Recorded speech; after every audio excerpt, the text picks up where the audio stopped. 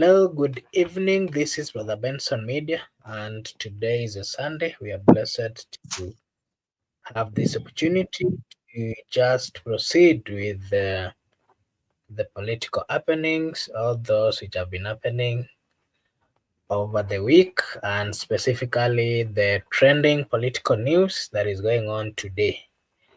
Before we start the conversation, allow me to take this opportunity to welcome Miguda, and also to welcome our viewers. Everyone will be watching us later or now. Feel free. And this is Brother Benson Media. Here you say that your opinion counts. If you also want to give your opinion, I've shared a link. You can also join and give your opinion. If you'll be watching for the first time, kindly remember to subscribe because if you do so, it is a way of supporting us and we'll really appreciate. Yes, Miguda, you can say hi to our viewers and then tuambie Sunday imekuwaje before we get into the discussion. Hi, everybody, including you, Makobura. The weekend has been good on my side. From my end, it has been a good one, and we have also finished it very well. We just hope for the best ahead of the coming week. And also, I'd like to welcome our viewers to the show and encourage them to, for the people who are for the first time, to kindly subscribe to the channel, and also they can share the video, or they can give us likes, thumbs up, so that's the way they can promote and also develop this channel.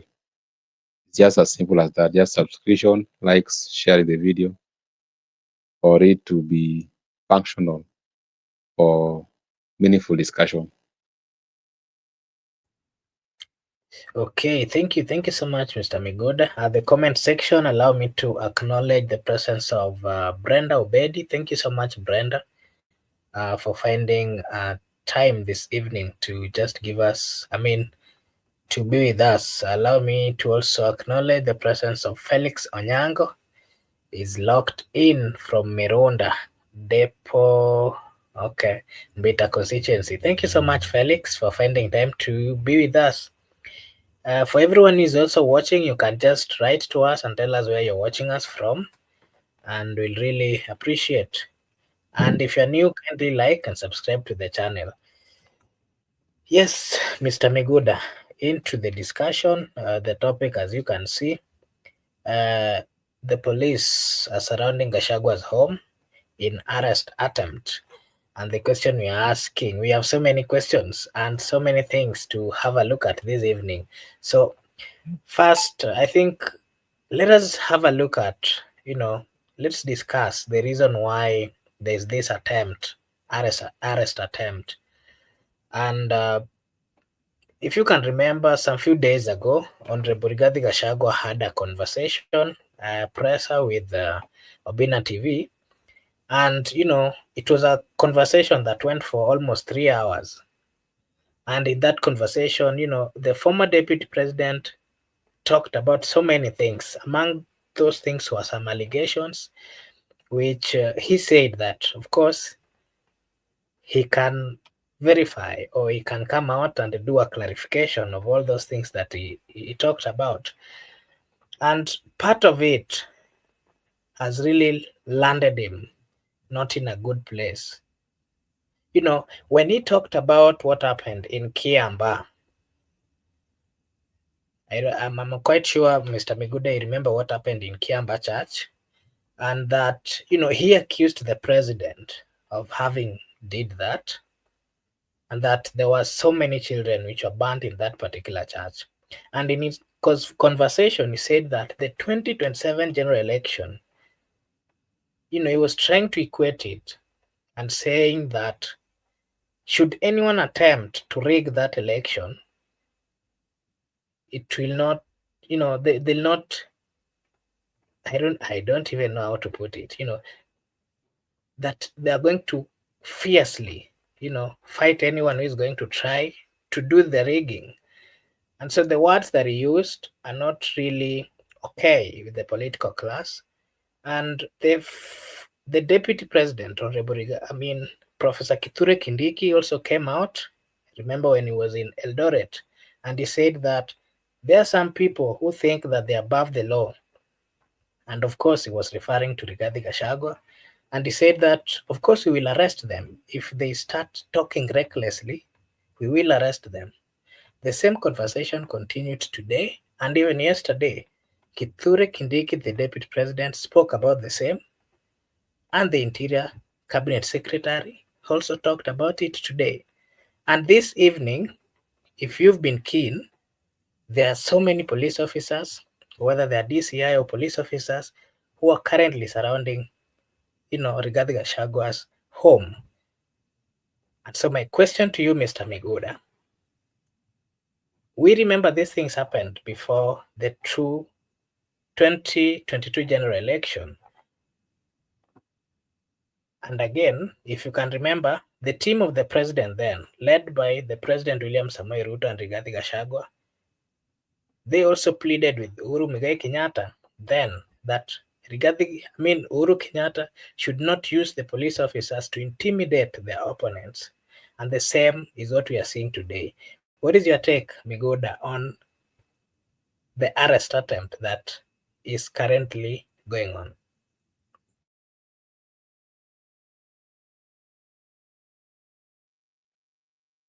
Oh, you have asked me about the issue of the police surrounding Gashagua's home, but I want to put it very clearly that, in my view, they ought to have not allowed the police to get into these political scores whereby they want to involve the criminal justice system.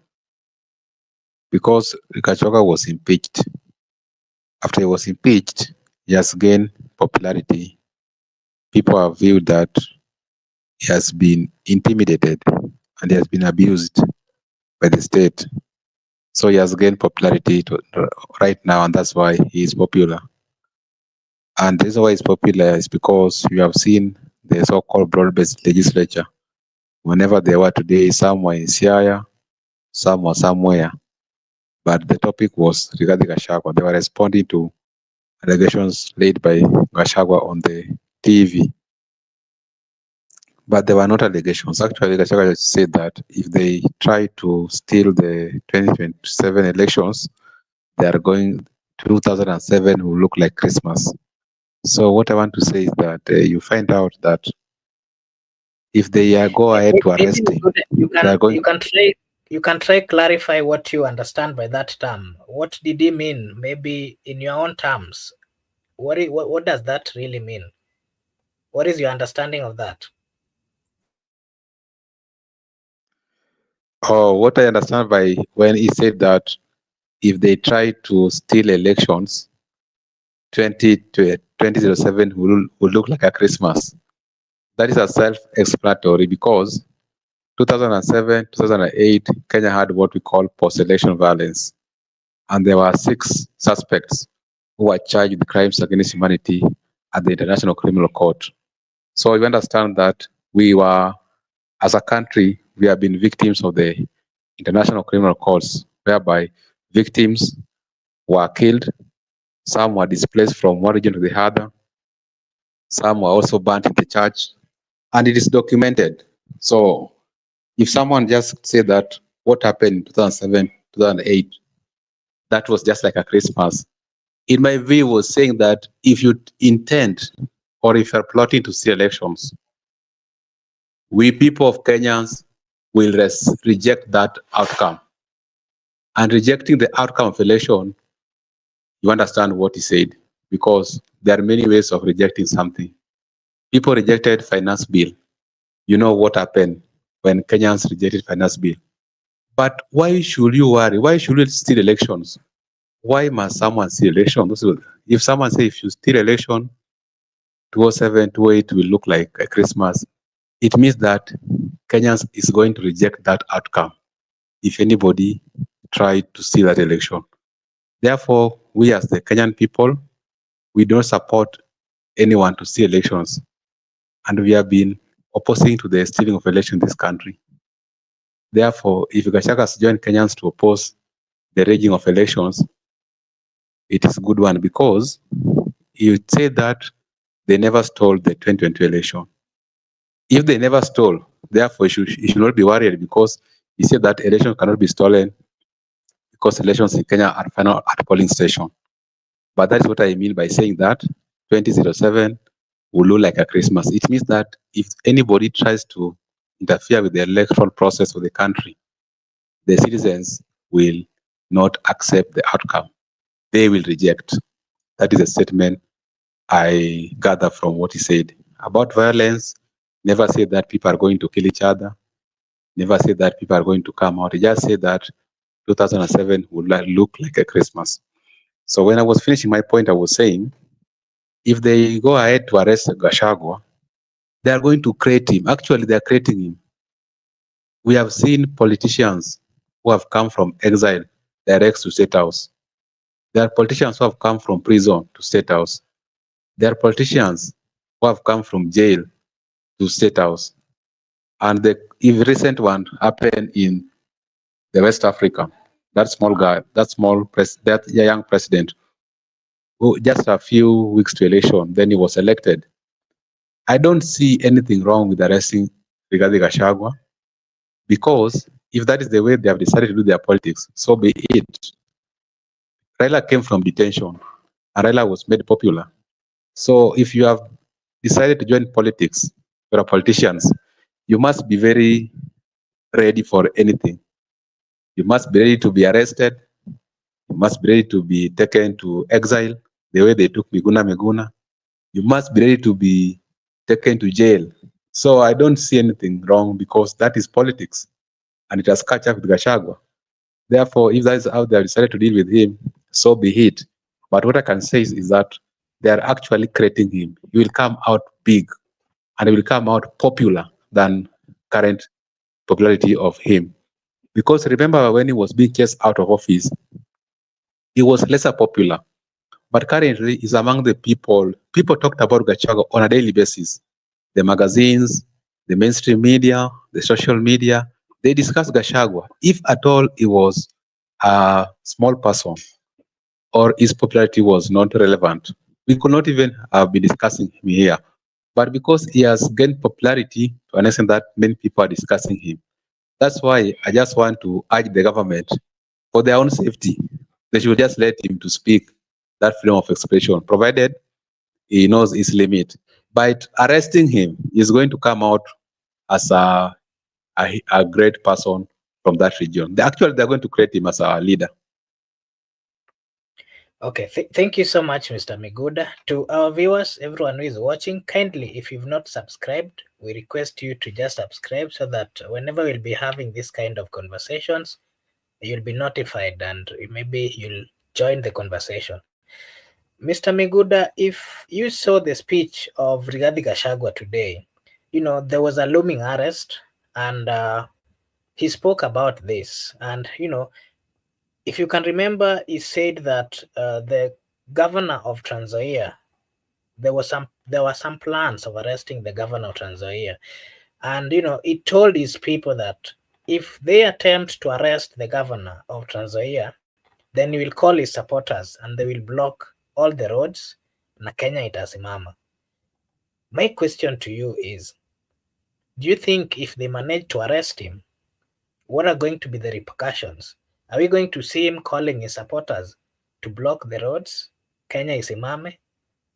Because, this is something that we saw. If you remember Raila Amolo Odinga, he has been having problems with the governments. And is one person that the government have never gotten the courage to arrest. And so many times, his close allies have been arrested, but him, so many times, he's not been arrested. The reason being, Raila has, a group of supporters, fanatical supporters, whom, they cannot even allow for his arrest. Do you think we can see the same in Rigathi Gachagua? Do you think he has the support of the people who would then come out, suppose he's arrested, and fight for him? Do you think they can be able to block the roads na Kenya isimame as per his comments.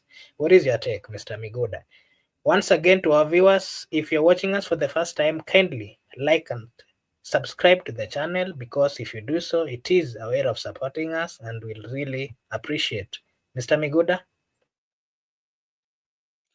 What I wanted to say is that we have to understand Rigathi Gachagua is immediate former deputy president. He was just impeached 7 months ago from office. This is someone who was privy to the intelligence of the country. He was being briefed on a daily basis. He understand whatever was happening in government. Therefore, when he was leaving the government, there are people who remain inside who are still briefing him. And actually, he knew about the arrest. It was looming. It was obvious he was going to be arrested. That's why I told you that this is politics. You must deal with this as politics. There's many ways your opponent can decide to settle his differences with you. Some people can decide to tear gas you in your rally. Some people can decide to trump with you with fake charges in court, fake cases. Some people can decide to arrest you, what they want to do to the former deputy president. Some people can even decide to frustrate your family. This is politics. So as a politicians, we understand very well what's going on. And they're trying to intimidate him. And he knew, he was briefed earlier that we are plotting to arrest you.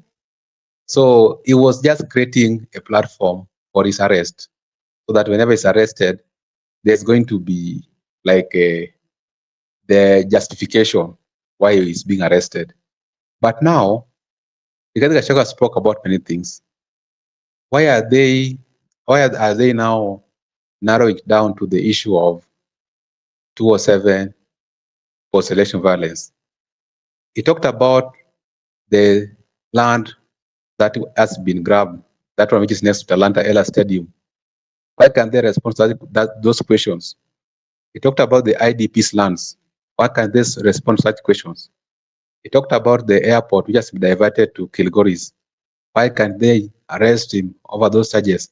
Why have they specifically choose one thing to arrest, to charge him? It's politics. That's why it is purely politics.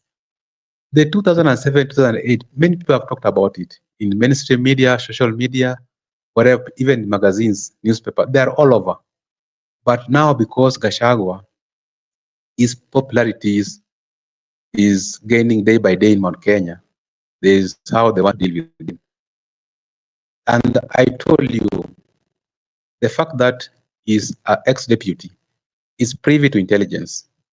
He knows exactly, and in fact, people are briefing that there's a meeting and the decision has been made that you are going to be arrested. So you must create that platform so that for you to be convenient. And even if they arrest him, what can they do apart from arrest? The farthest they can do is just arresting him, and he will be charged and released. They can't go beyond arresting him. That's the best they can do. And that's where we are advising them. If you want to create him, arrest him. Good for him. If you want him not to rise, in fact, don't respond to him. But because you have cast the die and you have decided now to play politics the way you want to play it, so be it. And if you talked about the issue of why that they are arresting him, it is because, like I've told you, this is politics. And in politics, this is how opponents prefer to apply some tactics to their opponents. But also, regarding Gachagua, the way we said that, he got so many information from government. And by doing so, he is trying to enlighten members of the public that actually, you people, you are busy politicking, but whatever is happening in the government is not disclosed to the public.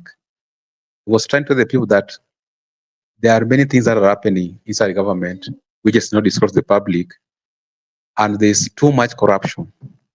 And he gave specifics. He actually even is ready to justify whatever he was saying. And if that is the case, then we also urge them. It's very simple. He has laid allegations, and he was very specific, calling Mr. President by the name.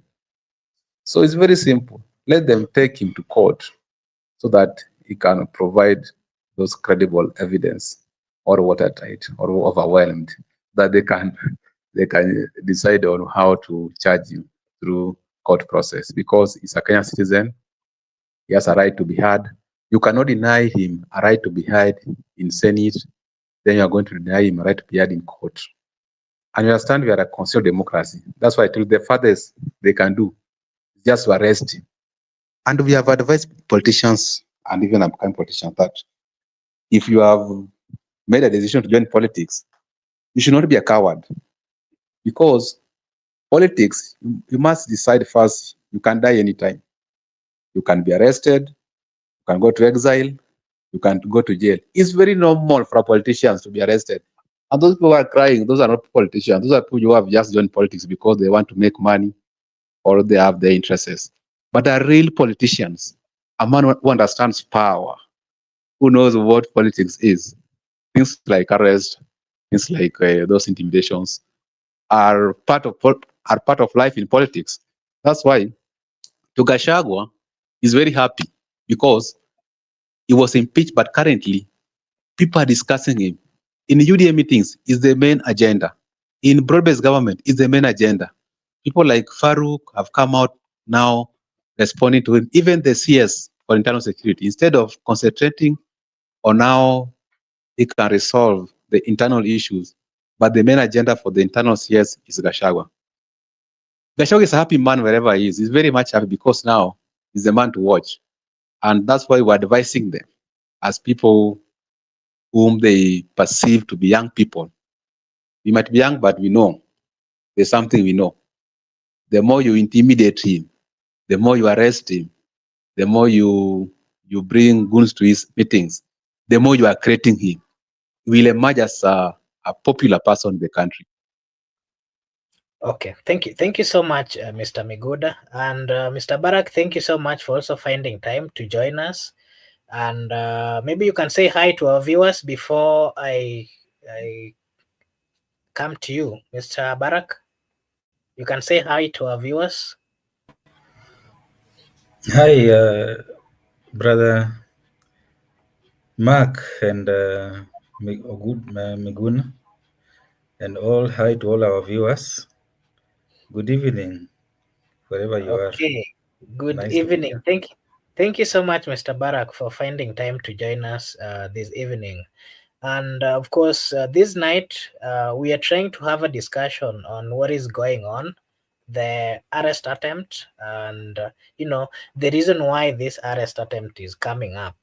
If you remember, some few days ago, Honorable Rigathi Gachagua had, an interview with Obina TV, and he spoke about so many things, and part of what he talked about has landed him into problem with the government, and more of what people are talking about, especially those in government, is that Gachagua, you know, is trying to divide the people of Kenya, and that his choice of words were not really okay.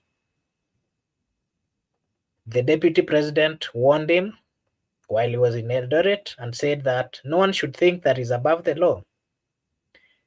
He talked about the same today, and also the Interior Cabinet Secretary, Honorable Onesimus Kipchumba Kipchumba Murkomen also spoke about the same. And this night we saw a group of officers surrounding his home. What does this mean, Mr. Barak, in your view? And also, you can give us what are the political repercussions for this? Are these going to, you know, give him more support in terms of politics, or these are going to taint his name?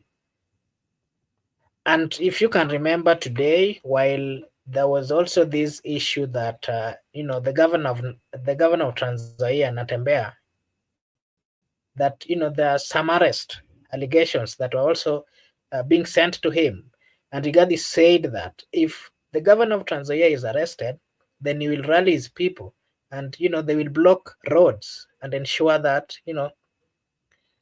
that Kenya itasimama.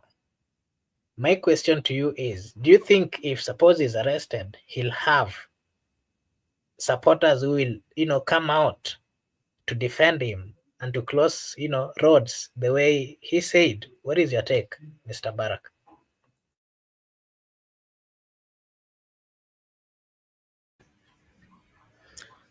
This is very interesting.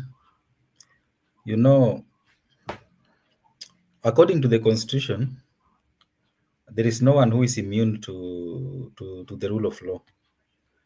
Everybody is answerable to the rule of law, and nobody is immune. And you know, the good thing with Kenya is that we have a population that is politically active, and we know how to politicize everything, even we politicize even crime, we politicize corruption to an extent that we don't even know whether if someone is being arrested, is it politics or is it that they have committed a crime? And that is the danger of the society that we are living in, because we have a society that is politics is played in everything, and people interpret situations according to where their political affiliation. And there's someone who said that where you stand depends on where you sit. So people will support corrupt leaders because they believe that they are being victimized by the state. People will protest and barricade roads when the corrupt leaders are being held to account because they believe it is politics. And why do they believe it's politics? It is because the politicians have made them believe that they are being haunted by the state because of their political stand, to an extent that we might not even have a clear clear understanding of why someone is being arrested. Yeah. And I think this is a very dangerous thing with democracy, because democracy, the rule of the majority, it is described by some scholars. If you remember the philosophers like Plato and Aristotle, they say that democracy is a rule of the mob. And you know, mob or the masses. The masses are irrational, the masses are emotive. So when you are dealing with people who are irrational, people who are emotive, you do not expect them to make a good decision. And that is what is happening. You remember the euphoria that Gachagua is trying to build is the same thing that Ruto did when he was the deputy president of Uhuru Kenyatta between 2018 and 2022. And he made a movement that that propelled him and his team to power. And that movement was based on irrationality and emotional manipulation of the population, of the masses. And that is what is happening right now, because the masses are being emotionally wiped, so that to an extent that they cannot reason objectively. Yeah. And in terms of Gachagua having a loose tongue, Gachagua has not started having a loose tongue the other day. Gachagua has been having a loose tongue even when they were campaigning with Ruto. If you watch the clip, you know, the internet never forgets. That is the good thing with the internet. Just go back and watch how Gachagua used to speak, and even during the inauguration, how he used to speak, and even after being the deputy, after being starting serving in the country as a deputy president, how he used to speak. He has been having a loose tongue all along, and it's not only that now what he's speaking about right now is making other people to be uncomfortable, but that is his nature. If you have been here in this country, you will know that Gachagua is someone that is not able to tame his tongue. And you remember even when they were campaigning, people were saying, give Gachagua the mic. Why were people saying so? Because once you give him the mic, he will say some things that will even leave his camp, people being so confused. What is he saying? Whatever he's saying, this is because that is his nature. So whatever he's talking about right now, it is a continuation of his loose tongue. He's in terms since when he joined the deputy president, that is Ruto.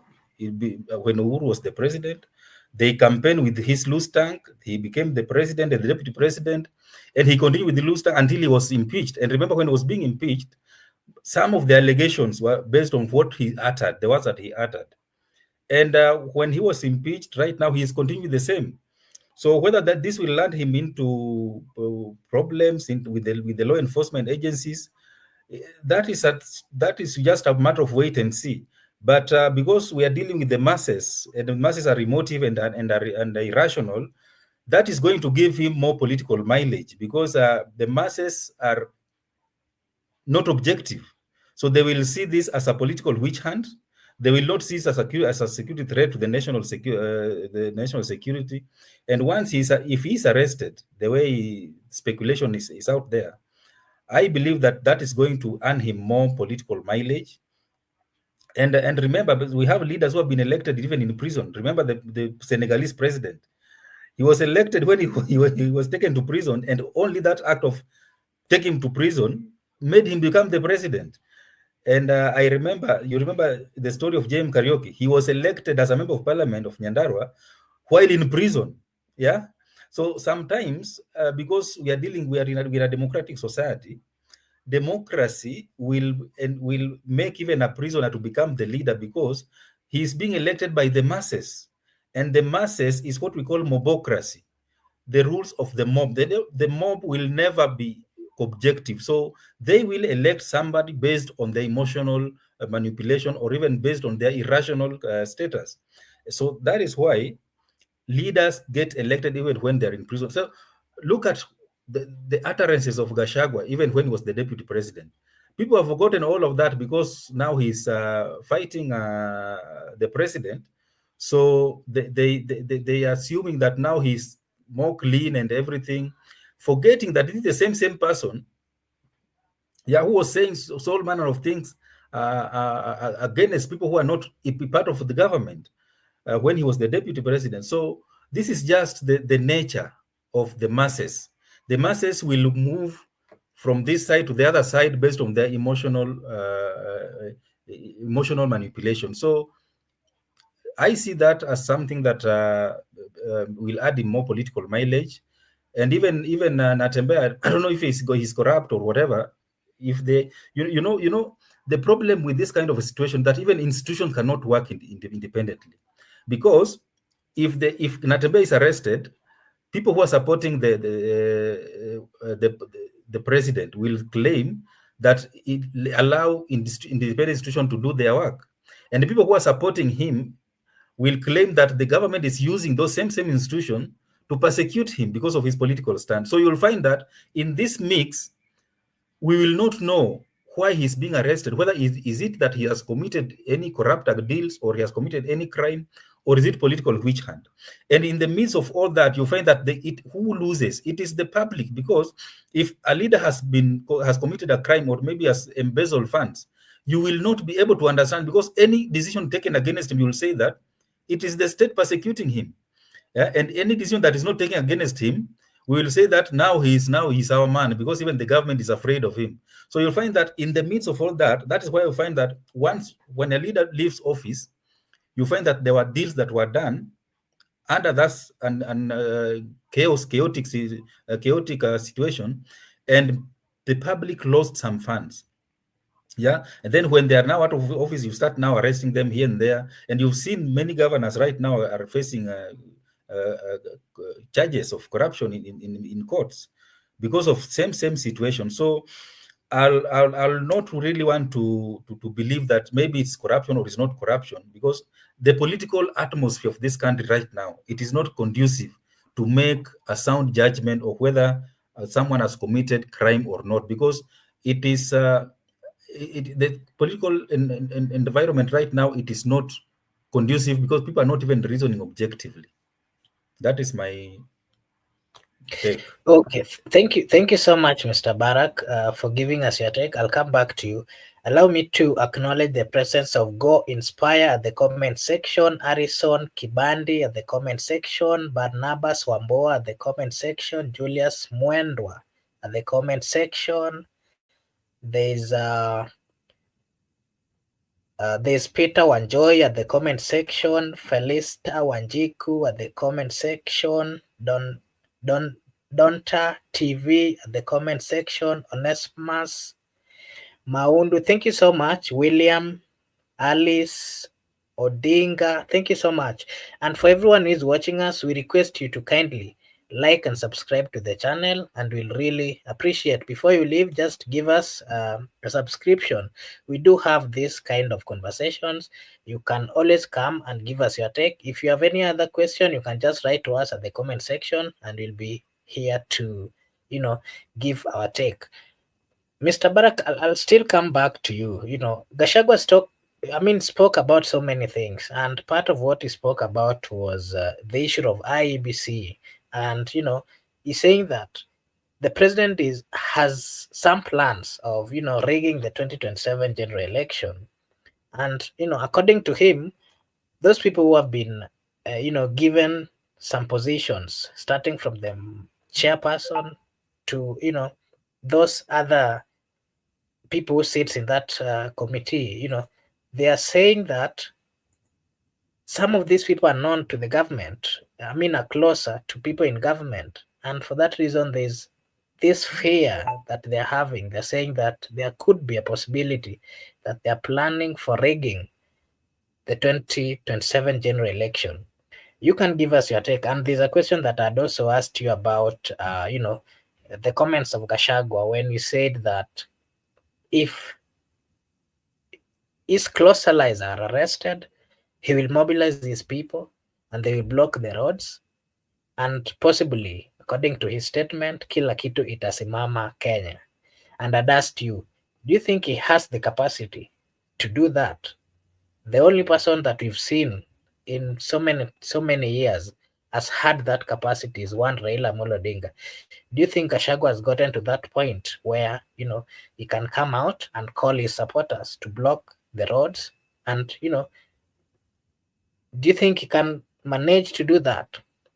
And then you can also give us your take on the IEBC, the opposition side, of course, led by Gachagua. And there's something else that you can also give us your take on is this issue that that is now coming out, the issue of him being tribal, the issue of him trying to speak some words which are not really welcomed at this particular time. This is not the first time that we are hearing about leaders coming up with such kind of words. Do you think it is the right time for the government to pin him down? Or is it now being pinned down based on his loose mouth? They're trying to tame him so that, he doesn't just speak anyhowly. What is your take?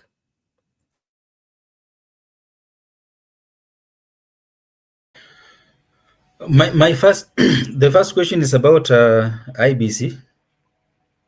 You know IBC. Yes, it's about the IBC, and Blackson here is saying that he really likes your observation, and thank you so much, Blackson. Kindly like and subscribe to the channel, and we'll really appreciate. Yes, you can continue. Thank you, Blackson, for your comment. Now, what I will say, that is, you are creating a narrative, and politicians are very good in creating narratives. You create a narrative that President Ruto is planning to rig 2027 elections.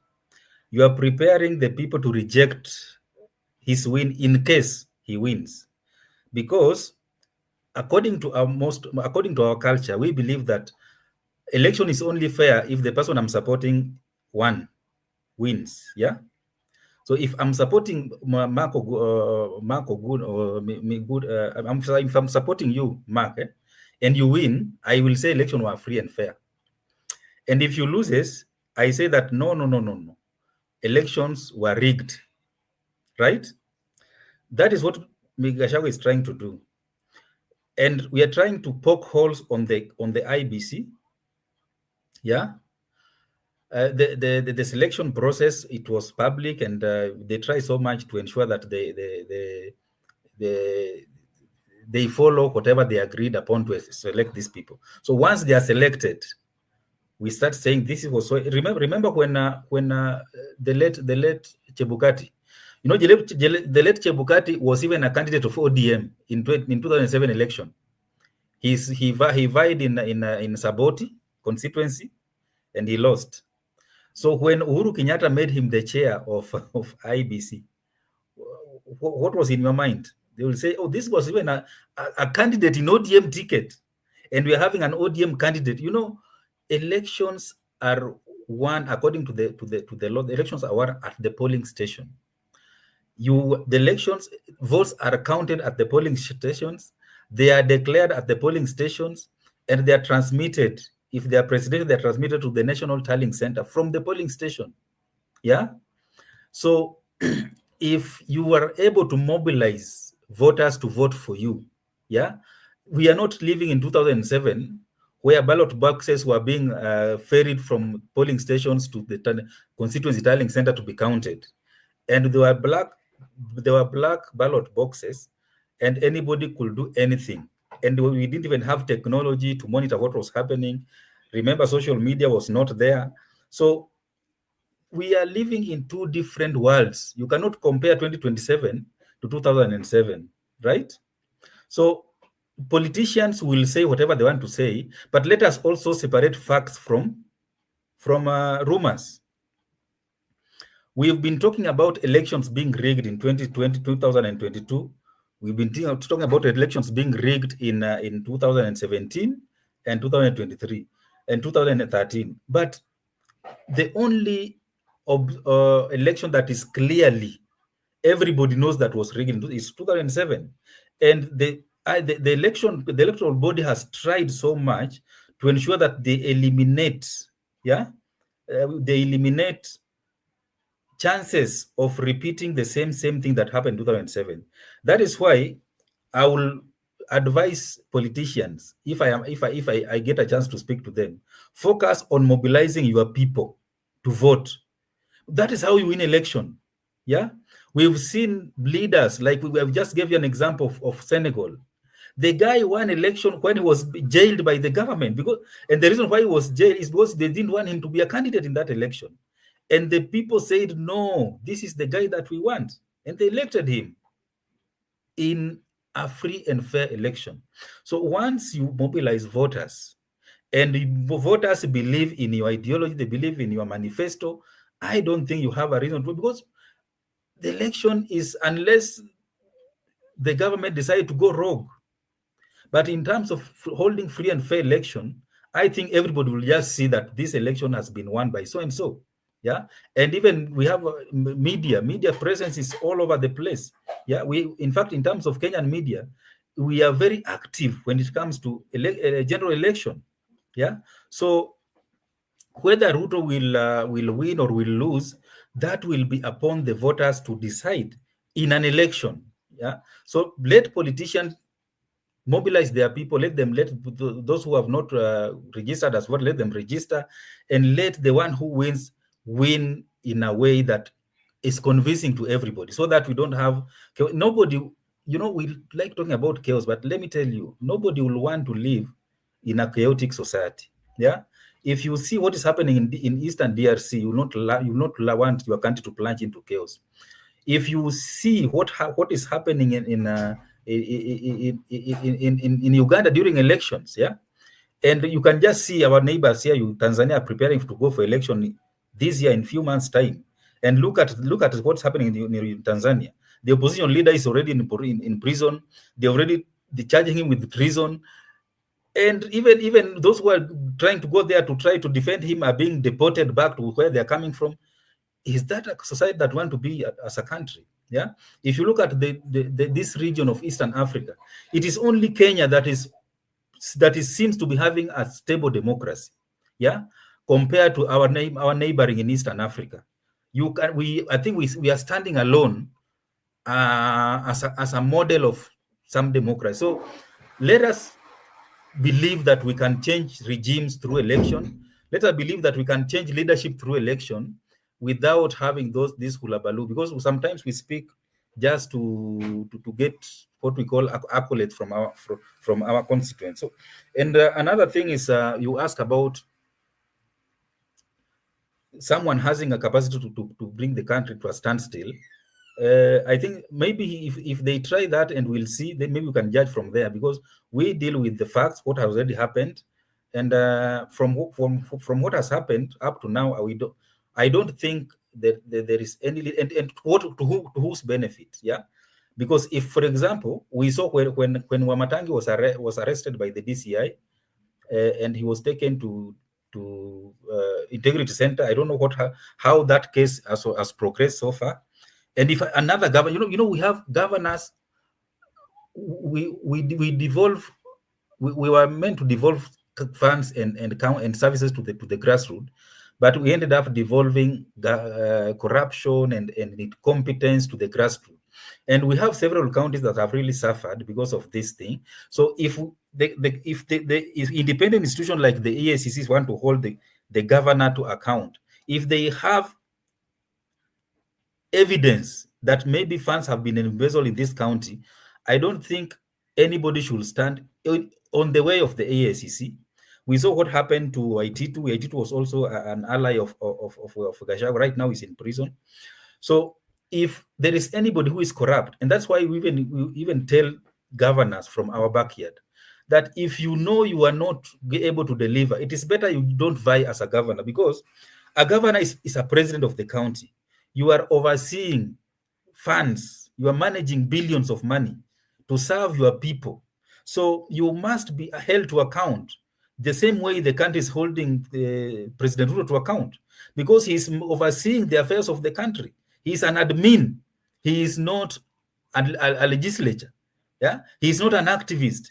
So if you are a governor, you must ensure that you are serving your people and you are overseeing the funds you are being given by the national government. The funds that you are collecting in your county as taxes are serving the interest of your people. Whether you are in either political divide, that is not our problem as the citizen. What we are concerned with is to get services when we need them. Yeah. So if one is arrested, if you are able to to bring the country to a standstill, well and good, but the money that you're overseeing must serve the people. That is our objective. Yeah. Because when a leader is arrested, you see them ganging up in courts, and when the normal people are arrested, how do leaders come in? Yeah, they don't care. So they only care about themselves. Yeah.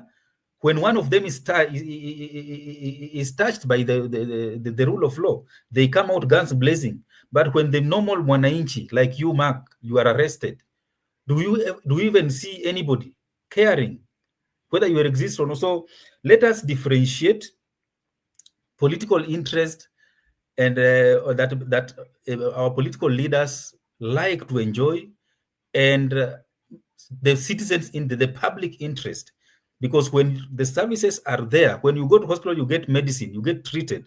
That is what benefits you. When you take your wife, your child, your brother, your parent to the hospital, and you are told that we don't have medicine in this hospital because the governor is incompetent. How and you end up losing a family member because of somebody was so obsessed with other things instead of serving his people. Yeah, so that is my comment on that. I think I've addressed all your questions. Yes. Okay. Thank you so much, Mr. Barak. I'll come back to you. To our viewers, once again, this is Brother Benson Media, and here we say that your opinion counts. If you're watching us for the first time, we kindly request you to just like and subscribe to the channel. If you do so, it is a way of supporting us, and we'll really appreciate. We really need your support, so you can just kindly subscribe to the channel, and we will appreciate. Mr. Migura, I'm coming to you. And my question to you is, why do you think the government uses a lot of power to silence their opponents? And this is what we've been seeing. We saw it in the last regime, during the regime of Uhuru government. If you can remember when Ruto was the deputy president and he had fallen out with the president, so many times he came out to give his take, but all those people who were supporting him, most of time the police would be sent to arrest them, and while Ruto was coming in as the president, he promised during his when he was being uh, sworn in There's so many things that he said, that things to do with abduction, things to do with arrest, unlawful arrest, that we'll never see such kind of things in his government. But what have we been seeing of late? We've seen so many times that people are being arrested left, right, and center. If you are opposing the government, if you give or if you speak about anything that is not in support of the government, we've seen them being silenced. Mapolisi wanatumwa, CID wanatumwa. What is your take on that, Mr. Miguda? And maybe before you give us your take, allow me to also welcome our good friend Njiru Maura at the comment section. Tutampea nafasi pia atupee maoni yake. Miguda? Before I address your question, I want to state some two facts which have been said by Barack. Barack have said that the issue of Chebukati, in my view, maybe because Chebukati was denied ticket by the ODM party in 2007 when he was vying. So when he got an opportunity to be the chairperson of the IBC, so he used that time to punish Raila because Raila denied him ticket because he could be a member of parliament. So when he got an opportunity, he dealt with Raila ruthlessly. He never gave Raila presidency. That is just my own entitlement opinion. And also, Barack has talked about the issue of elections are done and dusted at polling station. I agree with him 100% that our elections should be done and dusted at polling station. But I have a problem. From polling station, we go to constituency tallying center. I have a problem from constituency tallying center to national tallying center. The transmission of the result from constituency to the NTC. That's where I think the rigging do happen. Because if at all there haven't been any rigging with the new technology, we could not have our CJ emeritus, David Maraga, invalidating the 2017 elections. 2017 elections were invalidated that the process was not in accordance with the provisions of the law. So I still have issues with the transmission of the result from the constituency to the National Tallying Center. But the issue of the polling station, I'm okay with it.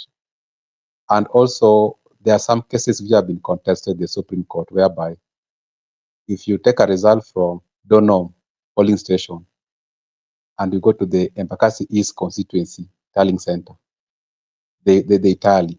But if you go to Nairobi, Bomas of Kenya, to look at the result for the Embakasi East constituency, the one from Donald does not tally with the one that has been provided into the National Tallying Center. So with me, I still have an issue with the IBC that we need to look at how we can do our elections at polling station and do away with the National Tallying Center, do away with the transmission from the constituency National Tallying Center.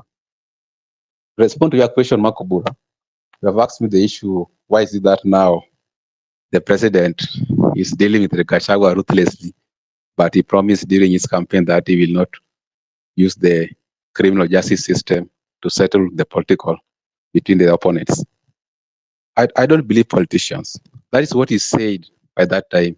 It was convenient for his approach at that time. Currently, he's the head of the state. He can do whatever he wants to do for him to remain in power. That is why he doesn't care. It is you who cares, and you are trying to hold him to accountable. As for him, that is none of his business. He's busy doing his stuff in the government. Anybody who wants to expose him, he will apply the criminal justice system to that person. Remember, even during the Gen Z protest, there was no mercy to the masses because he doesn't care what he promised and what is currently executing. That is a clear indication that do not trust politicians. It is not obvious that because he promised not to use the criminal justice system, now he's not going to use them. He's going to use them. And also, in my view, other than trying to involve the criminal justice system into our politics, we should also understand that it is the government of the people by the people for the people. It is the people who rule. It is not the police. It is not the criminal justice system that is going to rule. You are ruling by the people. It's the people power. The sovereign power comes from the people, not the police. That sovereign power does not even come from William Ruto. So let us allow everybody to exercise their democratic rights. And I want to concur with Barack that Gachagua has been used to such utterances. Why is that when he was using it with William Ruto, it was very convenient for him. But now because they are part ways, it is now they are trying to arrest him, they are trying to intimidate him. Let it be, because that is what you taught Gachagua. If you taught him that's the way to do politics, allow him to continue, and we can sort it out in the future.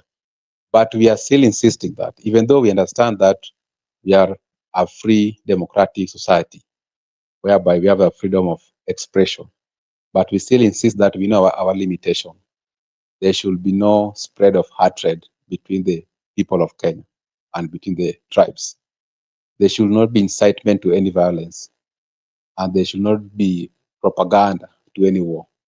But provided we know our limits, then we are going to speak, we are going to exercise our freedom of expression, and we do not owe anyone any explanation or apology why we are exercising our democratic rights.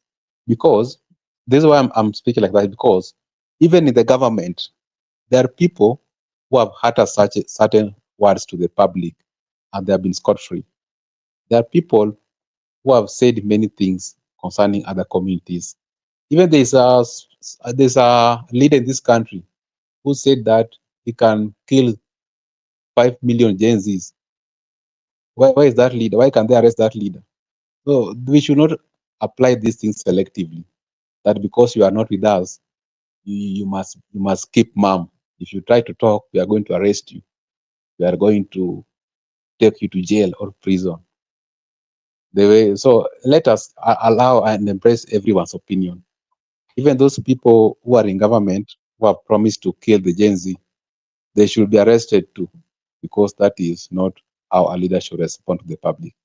Makubra, lastly, I believe that the die is cast, and these are just political realignments.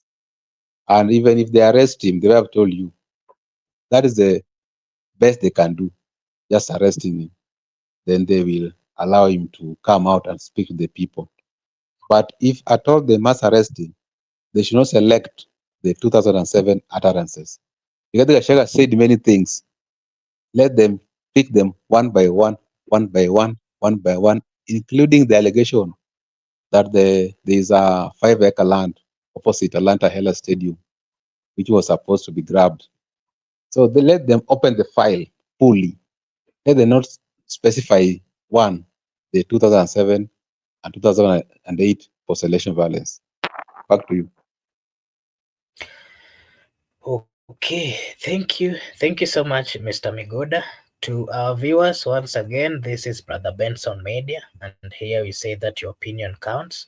If you're watching us for the first time, we kindly request you to just subscribe, because if you do so, it is a way of supporting us and we'll really appreciate.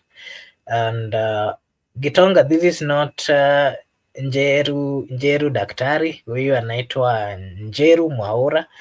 Njeru Mwaura, I'll also give you a chance to give us your take, utuambie maoni yako kuhusu mambo haya ambayo sasa yanaendelea, and then you can make it short, and then I'll go back to Barack because we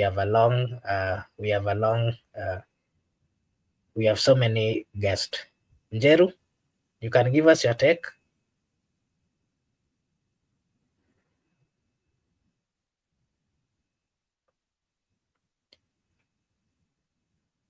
Njeru, can you hear me?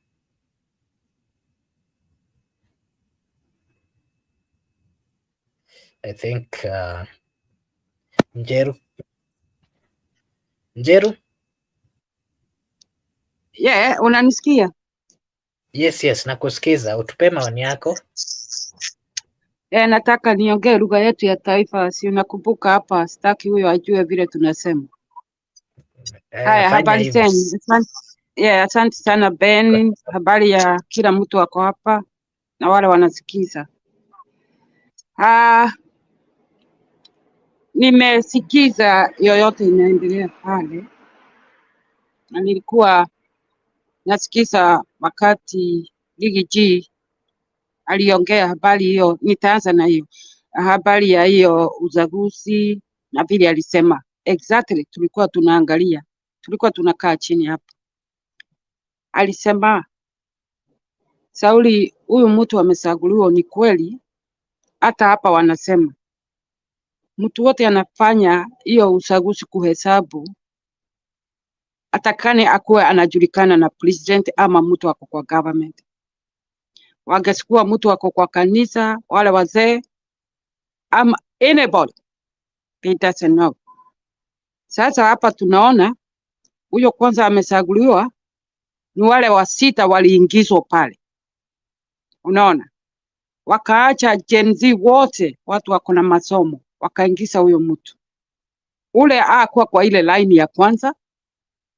Huu ni wale majina ililetwa baadaye, na ni mtu anajua mtu wako huko kwa government. Hapa Australia wanasema no 100%, tunasema hapana. Watu wa kufanya uchaguzi hata hapa wanakuja watu wajulikani na mtu huko. Na sasa ndio Gachagua aliangalia, hakuwa anaweka moto kwa nani, anataka kukumbusha Wakenya. Na hata ingekuwa mimi ningesema vile. Sasa ule mnaona hiyo 207, hiyo group iko kwa serikali saa hii. Hiyo vita ilitokana kwa hao watu wale ni watu wa kukataa matokeo. Sasa ndio alisema mkikosa kuambia Wakenya ukweli na wao watu wanasimamia hii, msunge uchafu isikuje tena kama 207. Kukumbusha watu, ukiwa uko unaona watu, kuna watu wameenda kotini kwa hiyo majina iko huko. Ona kwanza Wakenya niwaambie, huko huyo anafanya ana register parties, ajali sign na ako kwa hiyo line, alikuwa amesaguliwa. How anafanya kazi kwa serikali na alikuwa na amewekwa pale? Unaona, ni vitu kama hiyo wanaulizwa, kwa nini mnaingiza watu mnajua? Haya, hiyo ni my point, that is wrong. Na hiyo ni kusaganyikia, ni kufanya watu wasaganyikiwa. Hata akiwa amepita ama hajapita, watu watakuwa question mark. Ruto hata akipira, watu wataweka question mark. Hiyo ni number 1, ni kuingilia clear light for Kenyans. Haya, ya pili, Ruto tumemwangalia 5 years, good 5 years campaigning akiwa kwa kiti. First president alikuwa deputy ya Uhuru. Uhuru said nothing. Aliita Raila Odinga then, na vile aliita Raila Odinga ni tabia ya hiyo demu ya huko kwao, alikuwa amepewa pesa akafisha Uhuru. Mnakumbuka hiyo demu pesa ile Uhuru alikuwa akisema ni ukweli. Uhuru akaona mimi si jirani na wewe, ukiwa ukileta ujinga ya kufisha mali ya wananchi, mimi siwezi kufanya kazi na wewe. Lakini Uhuru hakutaka kuongea, aliita Raila pale, lakini hakufanya hata kutoa mtu, kuingiza mtu wa Raila pale. Aliita tu Raila, mzee, kuja tuende na wewe, sawa. Kulicha huyu Ruto. Kwa nini Ruto? Ligi G hii chama yake ni mpya ya siku 3-4, ni lazima auze hiyo chama, watu wajue. Sio kampeni anafanya, yeye anauza chama yake na ako na right. Kwa nini Ruto na hiyo grupu wako huko kwa serikali wanasikia wivu? Haya, ya tatu, kwa nini Ruto anapigana na hao watu wake CS nini ma MP wako kwa kazi saa hii? Kwa nini wanapigania kazi nyingine ya pili? Kazi already wamepewa na wananchi. Vile wangefanya ni kuendelea tu na kufanya kazi na waweke masikio pamba. Sauli wako kwa kazi saa hii. How many jobs they want? Wako kwa kazi saa hii Kenya, Wakenya mumewaandika miaka 5 na wanapigania ingine. Ni kama unapigania nyama iko kwa mdomo ujameza na unataka ingine. Unaona? Hiyo namba ya 3. Kwa hivyo vile wana confuse wa Kenya, mnaonekana kama mjui sheria zenyu, mjui katiba inasema nini.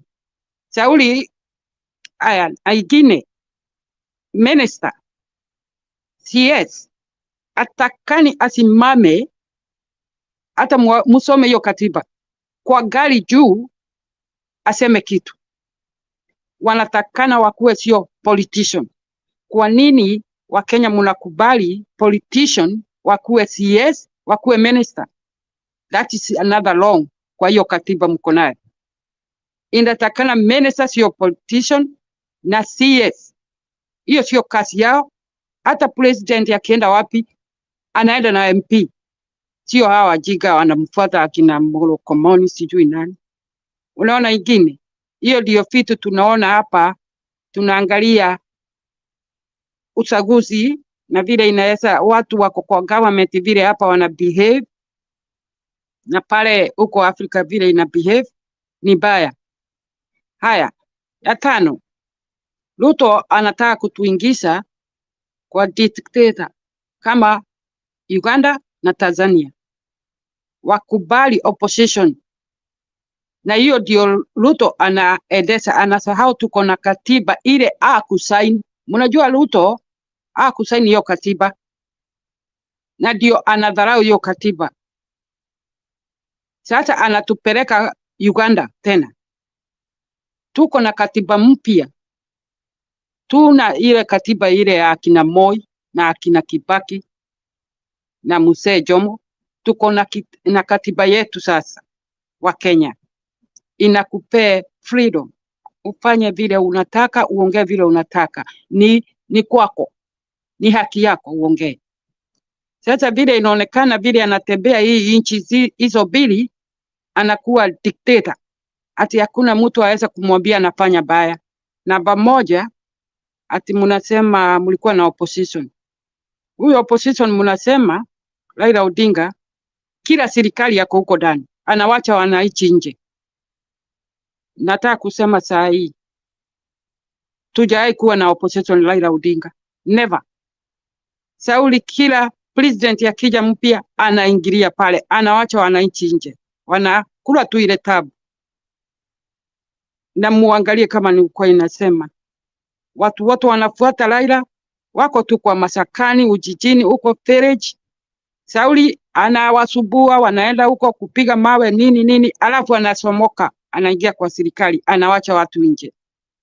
Siku hizi Raila hata ako na uchungu na Ruto, hata wote. Sauli ile grupu alikuwa naye akina Kalonzo sasa wameelefuka. Raila, that's end of it. Umesoea. Tunapigwa tiangasi na wewe, unatuacha kwa mataa, unaenda kwa serikali. Unaona? Hiyo ndio inaharibu Kenya, hata wana lose hope. Kwa hivyo vile Gachagua anafanya, anapea watu, mimi simjui sana, lakini tunaangalia pande hii tunaona anapea wa Kenya hope.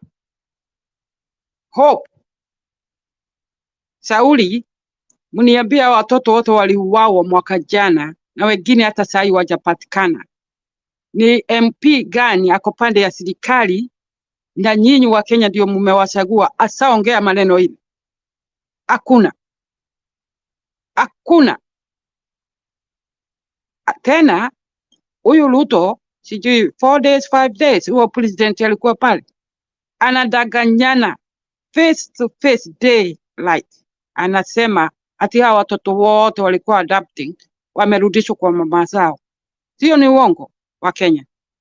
Sasa hataki mtu anamwambia ukweli.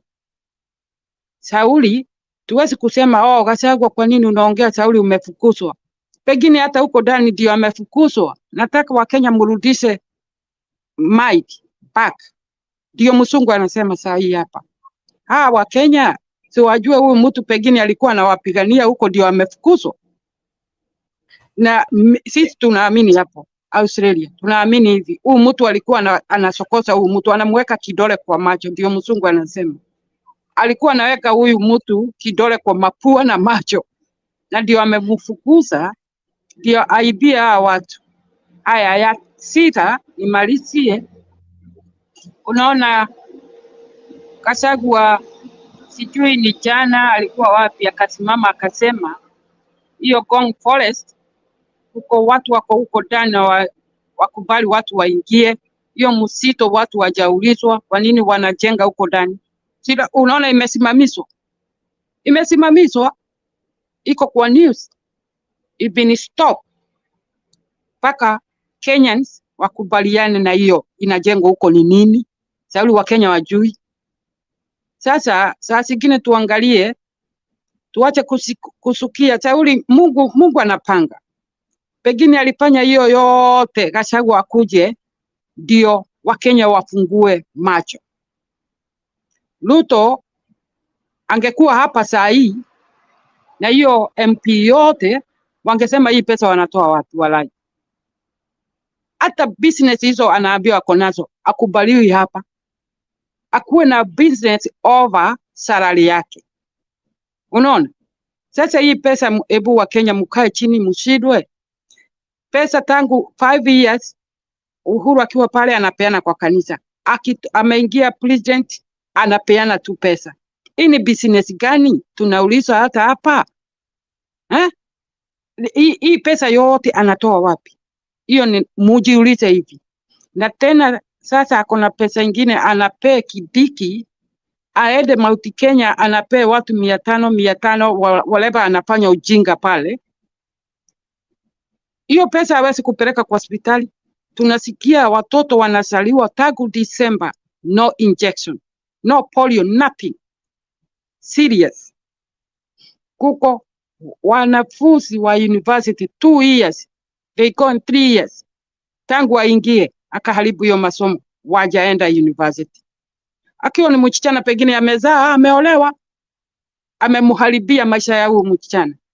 Mwanamume pengine kijana amepiga mimba pahali, wote sasa wamezaganyikiwa. Unaona? Sasa tunataka kujua, na Wakenya munisikize, mimi sina fitina ama nini, tunaangalia leader. Hii pesa anatoa wapi ya kupea huyo Kidiki? Anazunguka kila pahali, hao MP wakienda pahali wanapeana 10,000 whatever. Hiyo pesa si wasaganye waweke kwa shule, washagane waweke kwa hospitali. Na ni nyinyi mnatoa hiyo pesa, sio ya Ruto. Hiyo ni tax, Kenya tax money. Sasa tuko nje na tumeshindwa. Angekuwa ni hapa, huyu mtu angekuwa ametolewa saa hii. Ruto angekuwa ameenda. Sauli ana na utu ya watu. Kwa hivyo wacha niwachie hapo. Na mimi naambia Wakenya mwache kuchamuka, kitu ikisemo pale rudia tena mpaka you get it falling. What this man meaning? Baada ya kupiga mtu na mawe na this person doesn't mean anything. Sijui Gachagua kweli anaweza kukubali damu imwagike huko. Damu kwa mila ya hiyo lugha ya Kikuyu ni baya sana kumwagika, na ndio wako na uchungu kwa watoto. Na ndio anaambia watu usikule hii pesa, ni kweli. Kwa hivyo wacha niwachie hapo. Yeah, I'll get back to you. Thank you so much for giving us your opinion. To our viewers, this is Brother Benson Media, and here we say that your opinion counts. If you're watching us for the first time, we kindly request you to subscribe to the channel, because if you do so, it is a way of supporting us, and we will really appreciate. We do have similar conversations on a daily basis. So if you are interested, we do share a link. You can always join and also give us your take. But I plead with you, all those who have not subscribed, kindly just give us a like and subscription. And that's how you can support us, and we'll really appreciate. Mr. Barak, I'm coming to you now. Since Raila left, since Raila joined the government, the broad-based government, Raila has been the opposition figure in the Republic of Kenya. And, since he left, he left Kalonzo Musyoka, and then Gachagua was impeached. And, Gachagua also joined the camp. And currently, the people of Kenya started talking about 2027 and the possible candidates of 2027. Currently, of course, we know that Ruto is the president of the Republic of Kenya, and if anyone wants to, wants that position, then they have to align with the opposition. There's so many people who thought that Kalonzo would come out a strong candidate, and fight for this position. And again, if you remember, when Gachagua was impeached, he came out and said that is not interested in presidency and that he's going to support anyone. He mentioned quite a number of people. He can support Kalonzo, he can support Natembeya, he can support Matiang'i. Of late we haven't seen Kalonzo, moving around to popularize himself and his party. The only person that the people of Kenya are currently talking about is Rigathi Gachagua. And so my question to you, Mr. Barak, is, do you think Rigathi Gachagua has what it takes to fight it over with President William Samoei Ruto? And do you think he, among the opposition leaders that we currently have, do you think he's one of the best in terms of, do you think he's one of those people who have, the energy and the support from what you're seeing on the ground to battle it out with the president? And then another question that I'll also want you to give your take on is, some few days ago, Gachagua used to say that, of course, he's going to support someone that is not interested. But of late, we are seeing his close allies, the senator of Kiambu, among others, they're coming out and saying that, the only person who is currently active in opposition is Rigathi Gachagua. And for that reason, he's the one who should be given that opportunity, to go for presidency. What has changed? Why do you think all this now has changed? Could it be the ruling by the Supreme Court? By the court that, the bench that was constituted by the Deputy Chief Justice to listen to the Gashagua's case was illegal? Could that ruling have given him more reasons to go for presidency? Mr. Barak, what is your take? Mark, before I respond to your question, I think there are issues that I want to highlight. As the host, you have a responsibility to ensure that if you invite a guest and they make allegation, they must be able to substantiate. I have listened to the previous speaker, and they have really raised issues that are not factual, and that is unfortunate. I don't know where she heard that students have not been joining university for the last 3 years. Are you in this country, or maybe I don't know where that news came from? Because as far as we are in this country, there is no year that has passed without the university giving us students intake. And even those who did KCSE last year are applying through COOPS right now. They are doing their second revision.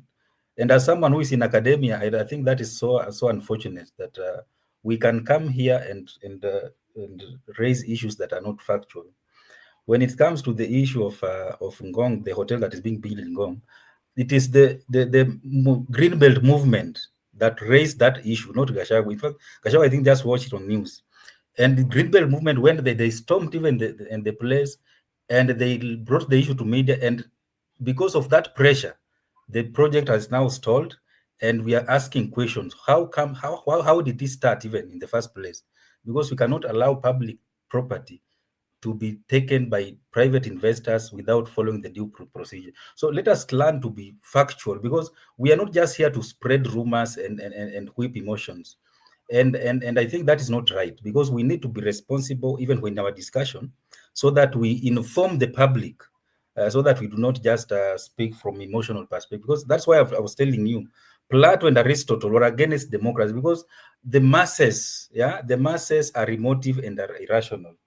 And Miguel has talked about being comfortable with results from polling station, but transmission of results from the polling station to the constituency tallying center to the national tallying center, he's not comfortable. I think he's not aware that presidential results are not transmitted from the polling station to the national to the constituency tallying center. They are transmitted directly from the polling station to the national tallying center, and they are placed in what you could call as a public portal. And that is what happened. You remember the last election, 2022, they were the Supreme Court asked, can you give us even one from 34A from the public portal that was not tallying with the result? So let us speak things that are factual so that we inform the public. Yeah. Once you fill in Form 34A, you transmit the same to the National Tallying Center, not to the constituency tallying center. That is the digital result, and they are in public portal. Yeah, you can access even result where you voted for, and you can see polling station number this and this was maybe the president received your preferred candidate received this number of vote, and you can verify. Yeah. And remember that form, it has the signature and ID number of the presiding officer of that polling station, so that in case of any malpractice, it is that individual presiding officer who will be held to account. So, we speak issues of election, but people who have participated in election like myself, we understand the process and the implication. Yeah, it is not just a walk in the park where you just come here and do your things and get out. My friend, if because of any malpractice, you will be held to account. And that is the reason the IEBC decided to employ returning officers on permanent and pensionable terms, so that they can reduce that issue of people just coming here to work for contract of 1 month, then they leave problems behind. So constituency returning officers, they are 290, they are permanent and pensionable staff of IEBC to ensure that they manage elections effectively. Yeah. So the problem we have in this country is not that elections are being rigged, it is trust deficit.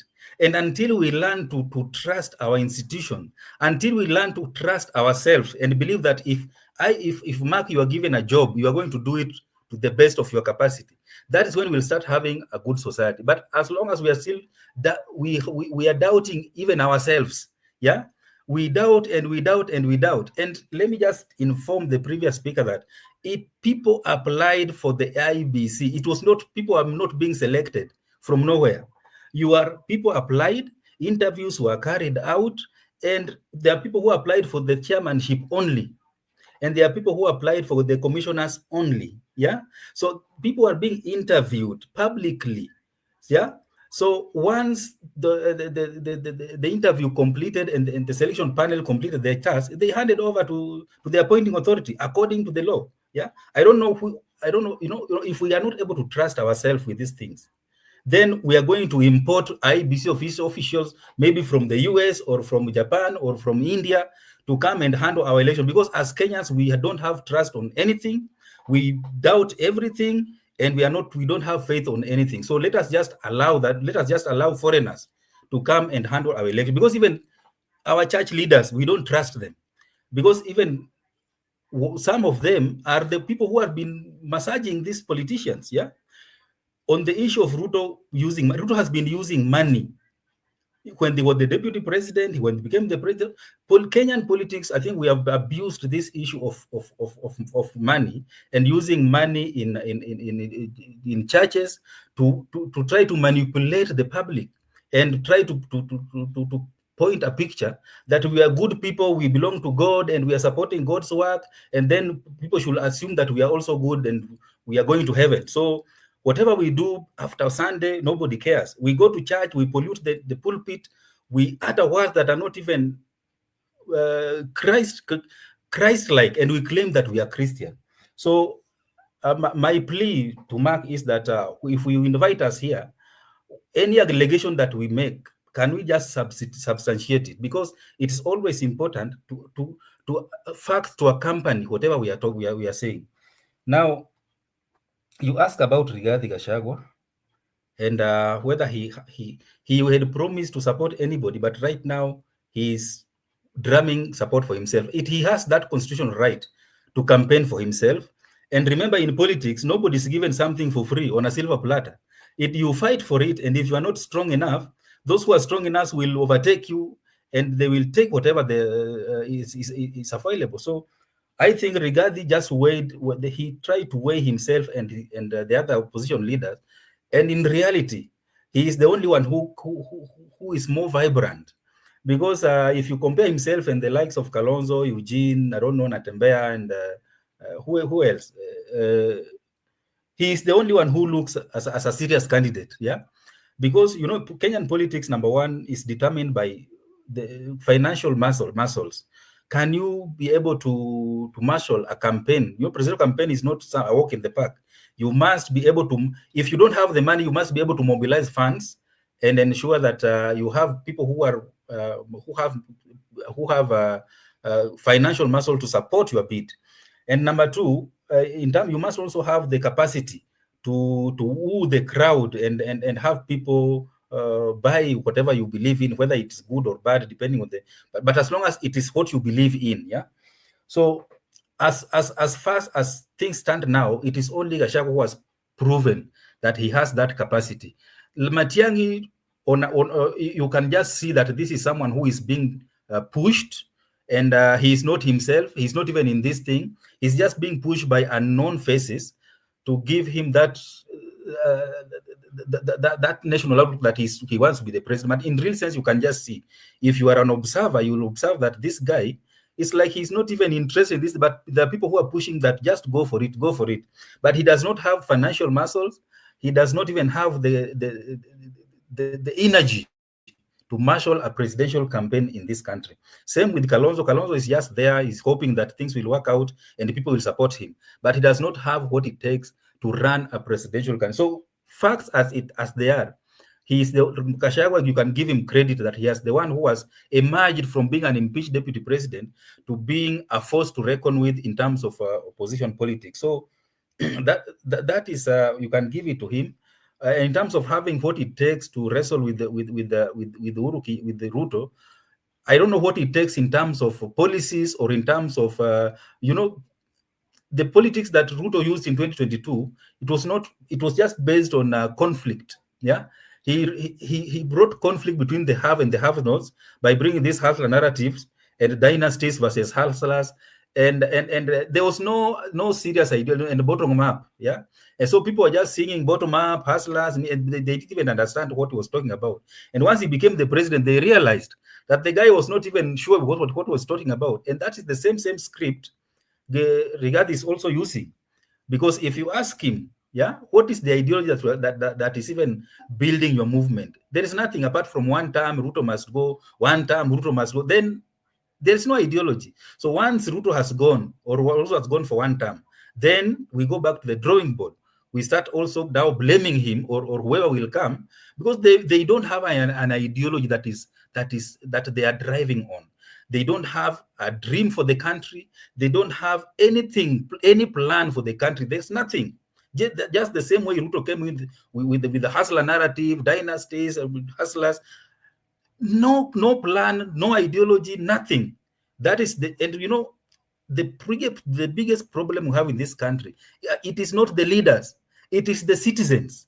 Yeah, citizens who are celebrating leaders who are coming in without asking questions. People have held positions of power. They've done nothing. Others have even overseen the killings of Kenyans. Others have seen the plundering and embezzlement of public funds in the country. But because we hate the current president, we don't even want to listen to anybody who is. We are saying no anybody else but Kasongo. And this narrative is going to cause us to end up with a very useless leader in 2027. If they manage to remove Ruto from power, because we are focusing on anything else but this one, anything else but. And that kind of mobocracy normally results in a country having a very dangerous leader. And you will continue crying for the next 5 years, and the cycle will continue, and people will be crying, and the cycle will continue until we will call ourselves for a national conversation, a national dialogue. Yeah, a national dialogue where we'll ask ourselves, what do we want as a country? Yeah, because right now we don't know what we want as a country. We are just obsessed with one term, hustler, I don't know what, everything, and nothing, no plan at all. And the reason why Gachagua is also coming up as a force to reckon with, if you remember how Uhuru Kenyatta was elected as a president in 2013, it is the same scenario that is playing out with Gachagua.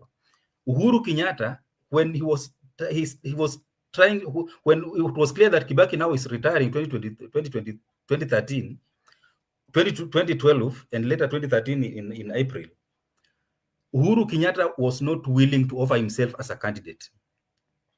And remember, he even contemplated of supporting Musalia Mudavadi to be the candidate. But his people who are so close to him pushed him, and they forced him to vie. You remember the likes of the then the Waititu, saying that the only plan they have is plan A, Uhuru Kenyatta, plan B, Uhuru Kenyatta, plan C. And because of that, he built on that momentum, and eventually he ended up winning the election. And that is what the likes of Karungu Wadhango have started, the likes of Medho, that they are saying that you have built yourself as a brand. You are now a force to reckon with. Can you now go for the top seat?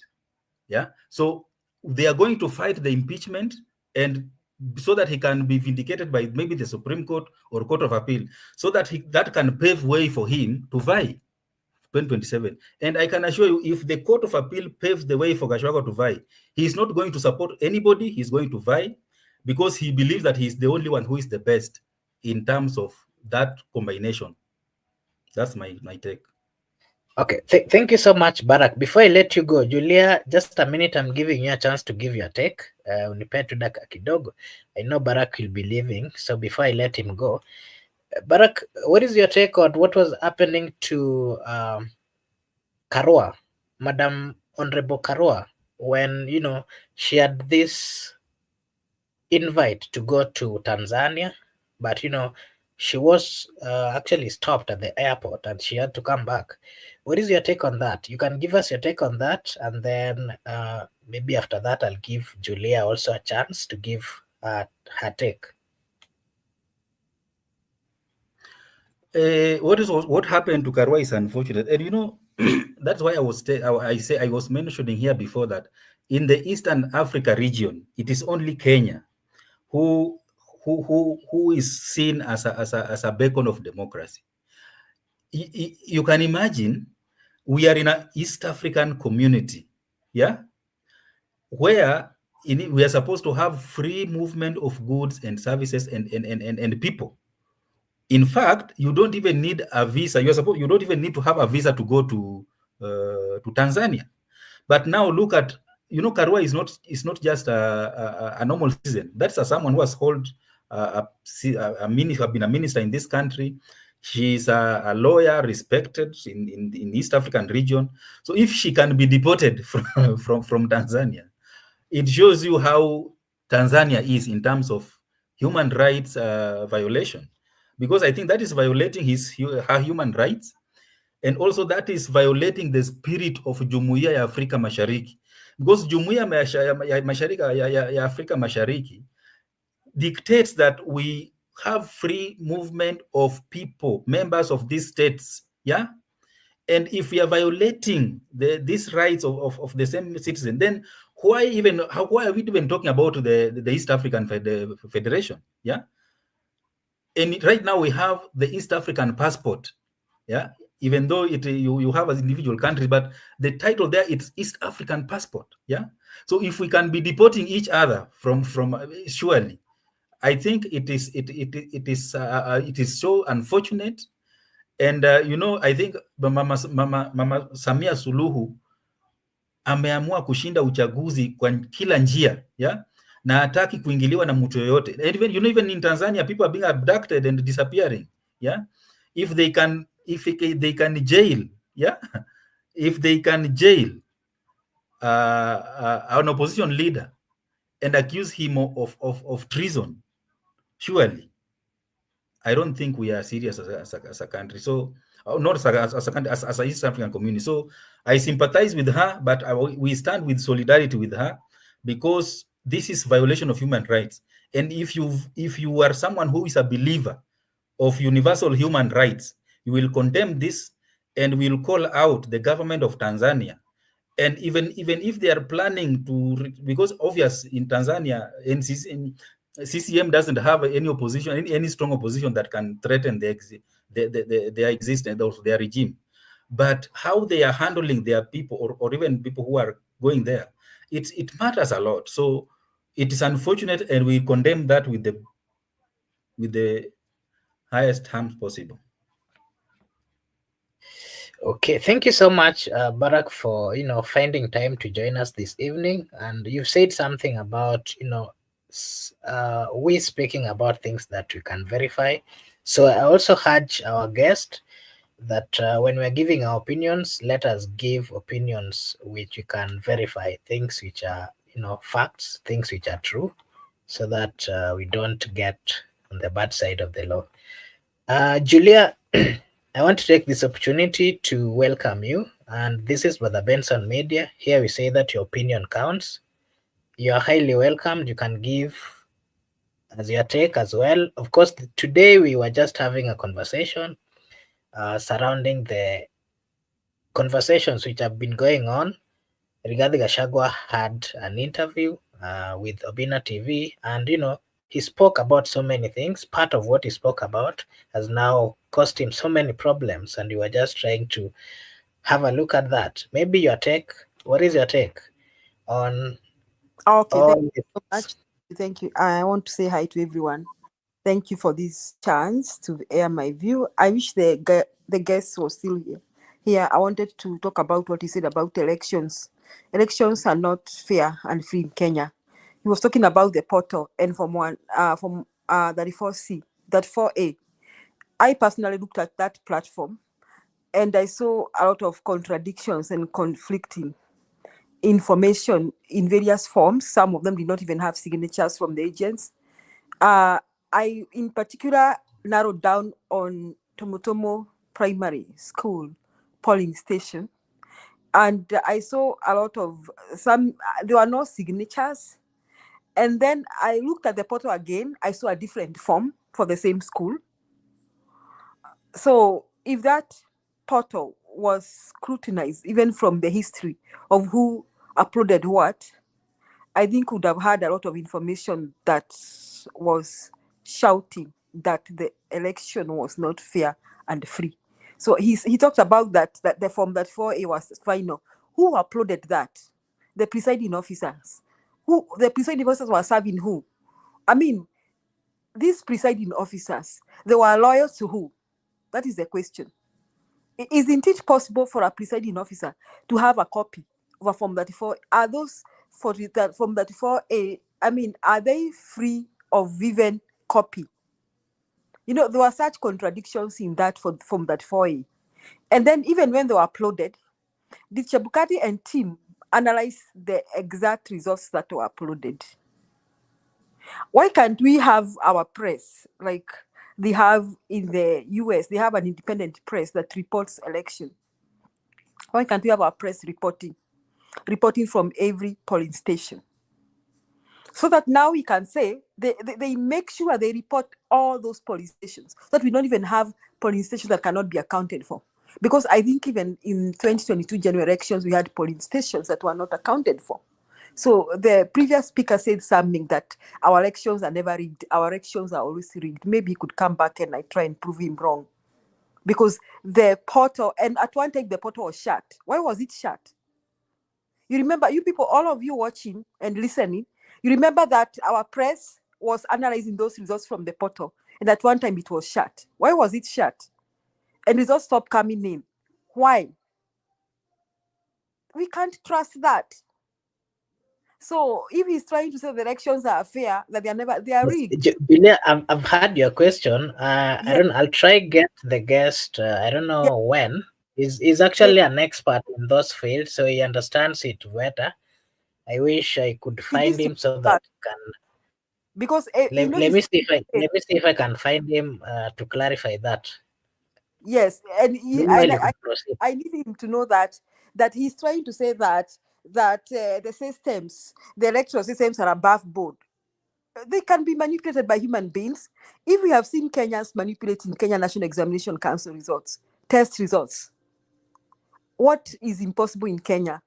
So the problem is not the electorate. The problem is the system and the people manning the system. The problem is not the people of Kenya. The people of Kenya wake up every morning during an election to go and vote for their preferred candidate. But someone decides that whether you have a preferred candidate, it is not what you're gonna get. So those Form 34A scanned and sent. Somebody, what will prevent me from scanning a different one at Tumutumbo Primary School? What will prevent me having a duplicate and I've filled my numbers? Those forms were written with pens. You people, anybody watching here, listening, did you go to the portal? Did you see they were written, the numbers were written with a pen, with a biro? What is that? Were entered with a biro, everybody can confirm here. And some of them had even been cancelled. But imeandikwa 400, imekuwa deleted, imekuwa cancelled, somebody is trying to delete, erase, and then another number. And then the signatures, some have signatures for agencies. One is, a copy of that is missing the same signature, has a different signature. What is that? They were not above board. Those elections were rigged and they were questionable, and things like that we should trust. Julia, Yes. I think you could. He's back. Yes. If that He's back. Maybe you can just ask the question again. Yes. I want to report to him that I went to the portal. The portal is talking about, and I found variations even in a particular polling station called Tumutumbo Primary School polling station. Now, some of them, the form I saw did not have signatures. And then I looked over for other portals, for other polling stations. Some of them had cancellations of numbers and even cancellations of the people who were signing. If those of you who go to the bank, if you cancel something that you wrote down, either you sign against it or you produce a new document that has no cancellations. So those forms that were uploaded from 34A, there were a lot of questions about them. Now, the next question we need to ask as Kenyans, were those numbers uploaded? How are they being analyzed? Were they the same numbers that Chebukati reported? Because those are the questions we are asking. Now, he also said, maybe he can respond to me here, that maybe now we should trust foreigners. How can we trust foreigners when we cannot trust our own systems? Now, in particular, in 2022, the foreign company that was procured from the electoral material and all that was from Venezuela. And that company is said to have ran elections in Philippines. You can look it up. And the same thing they did in Kenya. When they ran elections in Philippines, the elections were rigged. Now, the Filipino government and administration had to call off that election, and the votes had been recounted later by teachers. They did a recounting in Philippines. And I think that same farm has another scan in another country of a rigged election. So if you say we go and look for foreigners like the Venezuela farm, still we shall not go anywhere. So I wanted him to confirm to me whether he truly believes that the forms 34A that we saw on the portal were the exact forms that were posted by the presiding officers. And when the presiding officers scanned and sent those forms, were those forms above board? Were they above manipulation? Why do a number of them had cancellations? And then question is, at one time, the portal was blocked and we could not access the portal anymore. Previously, NTV, Citizen, and other TVs had been counting the votes and had been giving us the tallying. And we could see, and when they were counting, like Odinga was ahead. And then the portal broke down. It was blocked. We could not access it. And from then, William Ruto began leading. So if you tell us to trust elections in Kenya, I would say no. Personally, it is a system. It's not even the people of Kenya. Maybe you can respond to that. Okay, thank you, Mr. Barak. I don't know whether you've gotten the question. Thank you, Julia, for that question. Maybe before I respond, you can just respond to my brief question, just by yes or no. Do you believe that Ruto won 2022 election? No. Thank you. Now, okay, I did not say that we now trust the foreigners to run our elections. I was just giving a scenario. If we don't, we are suffering from a trust deficit as a society, as a country. We do not trust ourselves. We do not trust our institutions. And we cannot have leaders in office without subjecting them to election, because that is what the Constitution says. We cannot just have people occupy, become members of parliament, MCAs, governors, senator, women, president, without going through the electoral process. And electoral process must be managed by people. And if we don't trust ourselves to manage it properly, then can we now subject it to foreigners to come and manage it for us? So that at least because we must have an election either way. Whether right now we are looking forward to 2027, after that, after 5 years. So it is a system that we've put to manage our leadership selection process through an election. And in this election, we must manage it ourselves as Kenyans, or if it's not possible, then can we look for at least a process that we are going to trust? Because the problem here is trust. uh, you are talking about some Form 34A being cancelled and on the public portal. I know of 3 presiding officers who were arrested because of that. People that I know personally, not being told by someone. One is from Gatundu South North, was arrested, and another one from St. Mary's in Kileshwa, Dagoretti North, was arrested. Another one is from Homa Bay County, this Karachuonyo, I think Rachuonyo's constituency, was arrested. So that's why I said, if you mess up with that Form 34A, it is the presiding officer who will be held to account, because they are the one who have been mandated to ensure that the figures that they enter into that Form 34A are accurate. And accurate is they were supervised by both agents of the candidates at the polling station, because that is where, according to the law, the numbers are counted and verified and submitted. And remember, the Supreme Court said that you cannot change those numbers once you've entered them into that form. And if you change them, the Supreme Court said that it is only the High Court that, or the court of law, that can order any alteration of that in that form. So if you are an individual, you've not been ordered by any court to change, and you change, you are held to account. That was my point.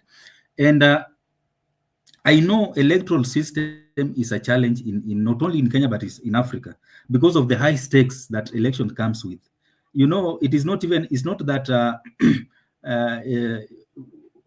it is just the stakes that elections comes with. For example, when we go for election, we have what we call political interest. We believe, we believe that once one of us is in power, we will have access to resources, and we'll have access to to the trappings of power of the state, and we'll have access to the lion's share of the national cake. And you remember even Gachagua was saying that the government is like a shareholding company. If you invest in the government and you elect one of you become the leader, obviously it translates to getting access to more resources. And that is where the stakes comes into an election, and that's why we end up not trusting the process. Yeah. And as long as that still continues as a country, we are not going to have faith in any IBC. Even if you bring who to oversee the running of IBC, will not have faith in it, because of these high stakes that elections come with. And that, I believe, that is why even the counties were brought, the devolved system of governance, so that at least development can be devolved at the grassroots level across the whole country, so that we can reduce this vested interest in terms of presidential election. But it seems it is not working, because the interest is still just the same. The presidential election is just still highly contested because of the resources that are attached to the presidency. Right now, I don't know if you watched Kindiki speaking in where Ruto was the member of parliament, promising losers of that election that he's going to give them jobs immediately they lose the nomination, so that they don't sabotage the chances of the candidates who will be selected of winning. You know, those are the things that the constitution tried to neutralize. Because once you start speaking like that, you are trying to tell, imagine, what are you telling other Kenyans? Yeah, we have professionals who are graduates and they don't have jobs. So you want to tell me that they have to vie as members of parliament, lose in the nomination so that you can give them jobs in the government? So this kind of activity in this country is what is causing a lot of mischief even in the electoral process, because we believe that you must either bribe your way or you must rig your way to the presidency so that you can get a hold on to these resources and distribute it according to loyalty or according to your wish. And once you are distributing them across the country, your backyard gets the lion's share because you come from there, and also they stood with you. So that was my point of argument, because eventually we must have people who will run the IBC, and they must run it according to the law. And because they are human beings, they might err here and there, but at least they must be above board. Because we cannot sit down and look at what happened in 2007 repeating itself again, where everybody was seeing that this election is being rigged, but your hands are tied. And that's why people went on the rampage and they expressed their anger in violence. Yeah. And we don't want to have a scenario where you will be seeing someone is rigging election and you are there, there's nothing you can do. People will act, people will be violent, and the country will be ungovernable. So when they are working, they must at least try to give us a perception that they are above board, so that the result they are giving us as a country, even though we might not agree, because maybe the person that we are preferring has not won, but we will say, okay, even though we lost, but the process was not biased against our candidate. Because once it is open biasness, that is what causes public anger, and that is what causes violence in a country, and that's what we will not want to see in this country. I hope I've answered. Thank you. Okay, Julia. Yes, you have tried to answer. Thank you so much. And I appreciate you have informed us that some people are arrested, but the question is, were they jailed? How many people are arrested? I saw Kimani Ichung'wah telling an agency, you can go to court if you want, disrespectfully and arrogantly. I saw him. You can even look it up. Disrespectfully and arrogantly telling some agents that you can go to court because he was. So when the elections were even rigged at the polling station, where I think there was intimidation and even wrong numbers maybe were entered.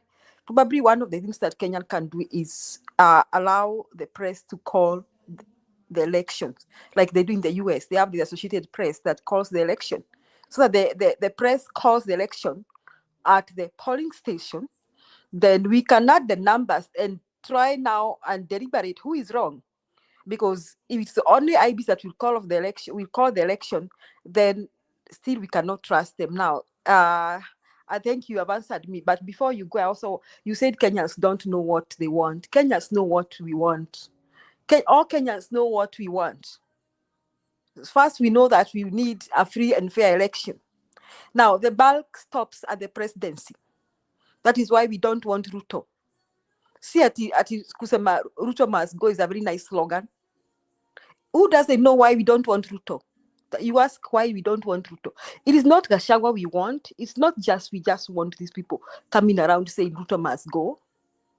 It is what Ruto is doing that we don't want. That is what you are asking. You are saying Kenyans are saying Matiang, Gachagua. No, it is what Ruto is doing that we don't want. That is what we don't want. It is not that we are enjoying saying the slogan Ruto must go. That Ruto cannot get a second term. No, it is what he's doing. And if you go to the ground, every Kenyan knows that. That is, if you're asking why, that Ruto has practically turned the lives of Kenyans upside down, from the health services. NHIF ameingilia. You are saying there's no evidence. The evidence is that SHA is not working. That's the evidence. You say that we said information with evidence. Yes, here I am about to provide the evidence. 2 years ago, university students were paying about 16,000 Kenya shillings. And those students who qualified with a C plus were called government sponsored students. Therefore, their fee was subsidized, and they could access money to support themselves for maybe books, accommodation from HELB. All Kenyans of my age, I don't know your age, Baraka, all Kenyans of my age and Ruto's age, and even all Kenyans who graduated more than 2 years ago, that is, I'm not saying all, most, but all Kenyans of, let me say all Kenyans of my age, only graduated with a first degree because they received support from the Higher Education Loan Board. Now, those of us who earned our first degrees in Kenya, we did not have to come from rich families to go to the university. Now, 2 years ago, I was supporting families in Kenya. They were only paying 16,000 and they could access help. So it was easy for them to go to the university. Right now, people are calling me, telling me that they need 140,000 for one semester only for informational technology degree in like Kipia University. I'm providing evidence. You can look it up. So you are asking us that we provide evidence. Ruto has practically turned the lives of Kenyans upside down. Why has he forced civil servants and those salary earners to pay for this affordable housing project? Uhuru was doing the same project. He did not ask Kenyans to pay for any extra coin. Why is Ruto doing that? Now, all the projects that Uhuru has started, Juliet. Ruto, let me wind up. Ruto has decided to bring them to us. You people, before Baraka, you go give me one project that Ruto has completed without exploiting Kenyans. I'm providing evidence. So the song Ruto must go, it is not that it is very palatable. If tumechoka na Ruto, we can even vote for a dog and not Ruto. I'm sorry to say that. I'm not trying to be disrespectful. Thank you. Okay. Thank you, Julia. But let me bring this to your attention. Barack is not working with any branch of the government. Barack is just a political scientist who is assisting us in understanding most of these technical things in politics. Yes, I understand and I appreciate the work he's doing. It's because he said that Kenyans don't know what they want. And he also said that we are providing information without evidence. When he said Kenyans don't know what they want, I wanted to be clear to him that Kenyans know what we want.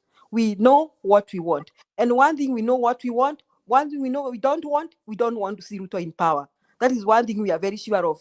The rest, tutavuka mpaka tufika hapo. Hata saa hizi tukisikia Ruto ameresign, tutasherehekea. Ama tusikia kuna mtu amemfunga jera, tutasherehekea. Then we will cross the bridge when we reach there. Asante. Thank you. Thank you, Barack, anyway. I was not trying to be aggressive. Thanks. Asante, Okay. asante Julia. Unajua, you've just confirmed that Kenyans don't know what they want because they know what they don't want. But in terms of what they want, tutavuka hiyo daraja tukifika hapo. Anyway, I really appreciate the way you have facts backing whatever you are alleging, and that is what I like. Because when you attach facts to your allegation, it makes even the debate to be more juicier and more informative to the public. And starting with the issue of housing, affordable housing, when Uhuru started this project, he's the one who proposed that issue of deduction. And some people went to court, and the court stopped it. And Uhuru was not that. He was a gentleman, and he withdrew the proposal of deducting money from workers, but the project proceeded.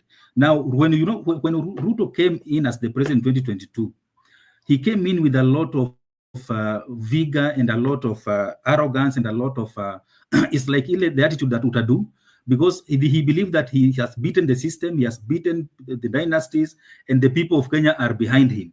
And he wanted to, and this is what gave him that attitude to force down the throat of Kenya and so many issues that even Uhuru was reluctant. You remember even Uhuru, during Uhuru's regime, VAT on fuel, the parliament passed 16%, but Uhuru decided to implement 8% and subsidize the other 8%. When Ruto became the president, he forced the other 8% and VAT on fuel became 16% to level up with other products. So in fact, the first year of Uhuru in government, That is when he forced so many things down the throat of Kenyans because of that attitude, that utadunini, because he believed that he has beaten the system and the dynasty. So who can be against him? So the demonstration of Finance Bill 2024 was a wake-up call for Ruto, because I think he was living in a different world before that demonstration. And I think since that demonstration, he was brought back, but not really to the world that we want him to be. Now, in terms of funding model, Mark, you remember we've discussed the issue of funding model, and we've been faulting this idea. And the problem of this country, Ruto appointed some people in the education sector, led by the professors of university. These professors, they will always advise him to come up with a way of increasing fees. Yeah. And when that model was introduced, we were against, because we know it was going to disadvantage so many students, because it's only students from poor families who go for government funding. Yeah. All of us, I believe all of us, we went through government funding, and I was paying the same money. You've said 16,000 per academic year. That's what I was. No, I was paying 26,000 per academic year. That is what we were paying then. But when this new model came, people who are doing the same course that I did at the University of Nairobi, they are being told to pay 180,000. They are in band 4 and band 3, and this thing brought a lot of confusion, and I'm very happy that the High Court stopped it, and they are now forced to the negotiating table to come up with something that is going to ensure that no child of Kenya who was qualified to go to the university will miss out based on this madness of new funding model. New funding model is a disaster to this country, and we all agree. And it is something that we are happy, because since the Court of Appeal stopped it, and it was only effective to students who had taken in last year. And I believe that those who are being taken in this year are going to use the previous funding model, because the new funding model is unsustainable, and it's going to disadvantage so many students. And nobody who understands how university education works in this country can support that. And we really faulted those professors who came up with those, because he appointed a task force. They went around the countries collecting views, and they ended up suggesting something that cannot work. And even that's why you are seeing even many public universities, there are problems from Tuk-Tuk, from Technical University to University of Nairobi, KU. This problem is because even the small amount that students were raising, they are not able to raise. Because if you are told, if your predecessor was paying, if someone was paying 26,000 per year, you are coming in the following year, you are being told to pay 180,000. It doesn't make sense. It does not add up. So I agree that these things that this policy that the government has come up with, most of them are unrealistic, and most of them are working. And that is why we need people to be actively pointing out these issues with facts, so that the government can know that people, the common wananchi, they understand that the policies that we're coming up with are not working. We need to at least to revise this policy so that they can be pro-citizens. They can serve the interest of the citizen and not the interest of the elite. Because if Ruto is arguing that you cannot support your student, your child in Alliance High School, or even in Mangu High School, and pay about 80,000 per term or whatever, and when your child goes to university, you are failing, you are not able to support them. I believe the idea, because university admits adults, so you cannot peg the wealth of a parent to someone who has earned their position in the university, and who are now who are trying now to chart their own way in this life, their own path. So I think that idea, it is not right and should not be supported. So this government has come up with so many measures that are working against the people, and they are even against their own interests. For example, look at this housing, affordable housing, 1.5% on people's tax gross income. Surely, and you are taxing people who are not even interested in those houses, people who already have built their own homes, and you are arrogantly telling them that this is a tax, and there's nothing you can do, because Ruto says that the law gives him the authority to tax its citizens. But if you are in a democratic society, you must have what we call public participation before you tax, because I must see, I must see the reason from why you are taxing me. If you are taxing me to build a house, I must be convinced that I need that house. Yeah, you cannot force me with a policy that does not even favor me. That even I know in my lifetime I have a house and I will not need a government house. And by then, if you see how those houses are being built, I don't think if even you, Mark, you can really desire to be a tenant in those houses because of how they are built. So I agree with you totally, Julia, and this is the way to go. Let us continue highlighting these policy gaps in this government and reminding them that because you are doing these things that are not working for us, in 2027, we are going to have an alternative. And I hope and I pray that Kenya will have an alternative leadership that can lead this country to realize the dream of ensuring that the life becomes bearable to the common mwananchi.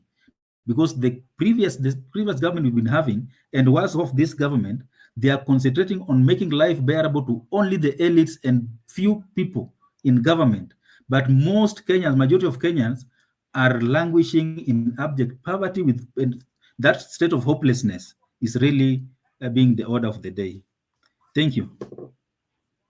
Okay, thank you so much, Barack. Julia, are your questions well answered? Yes, but Barack listen. Ruto cannot listen, so we are not hearing to him.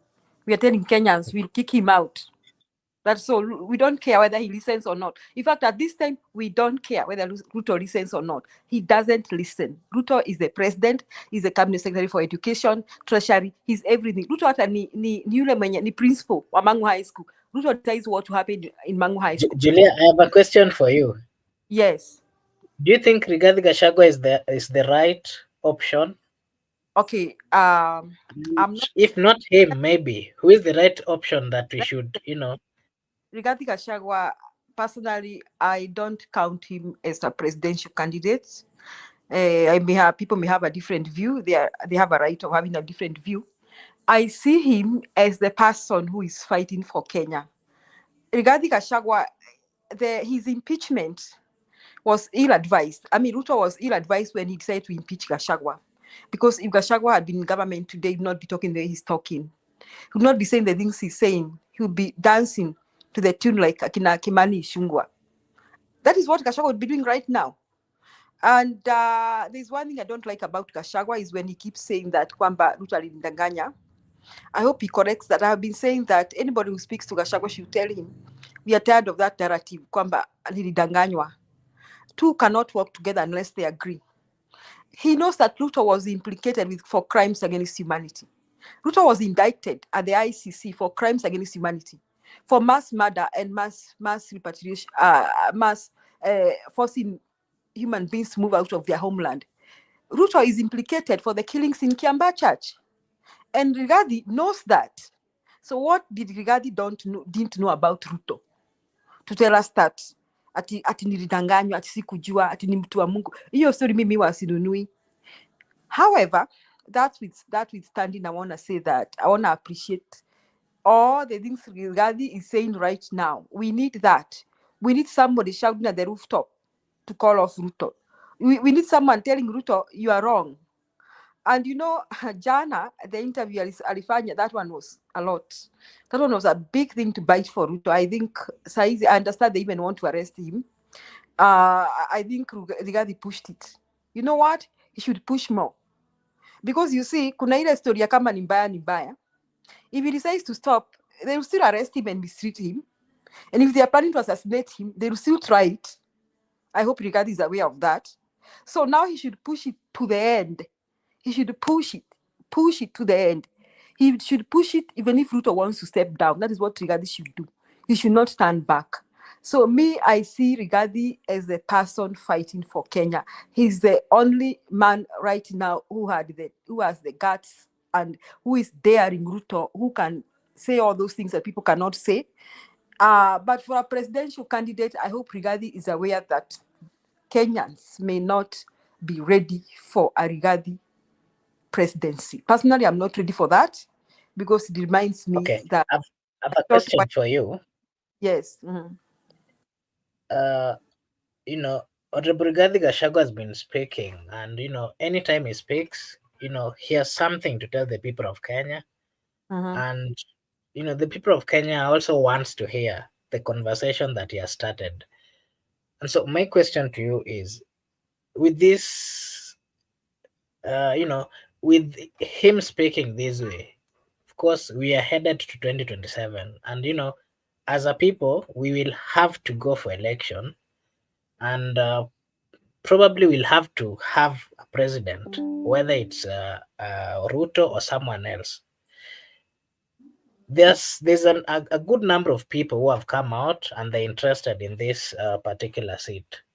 My question to you is,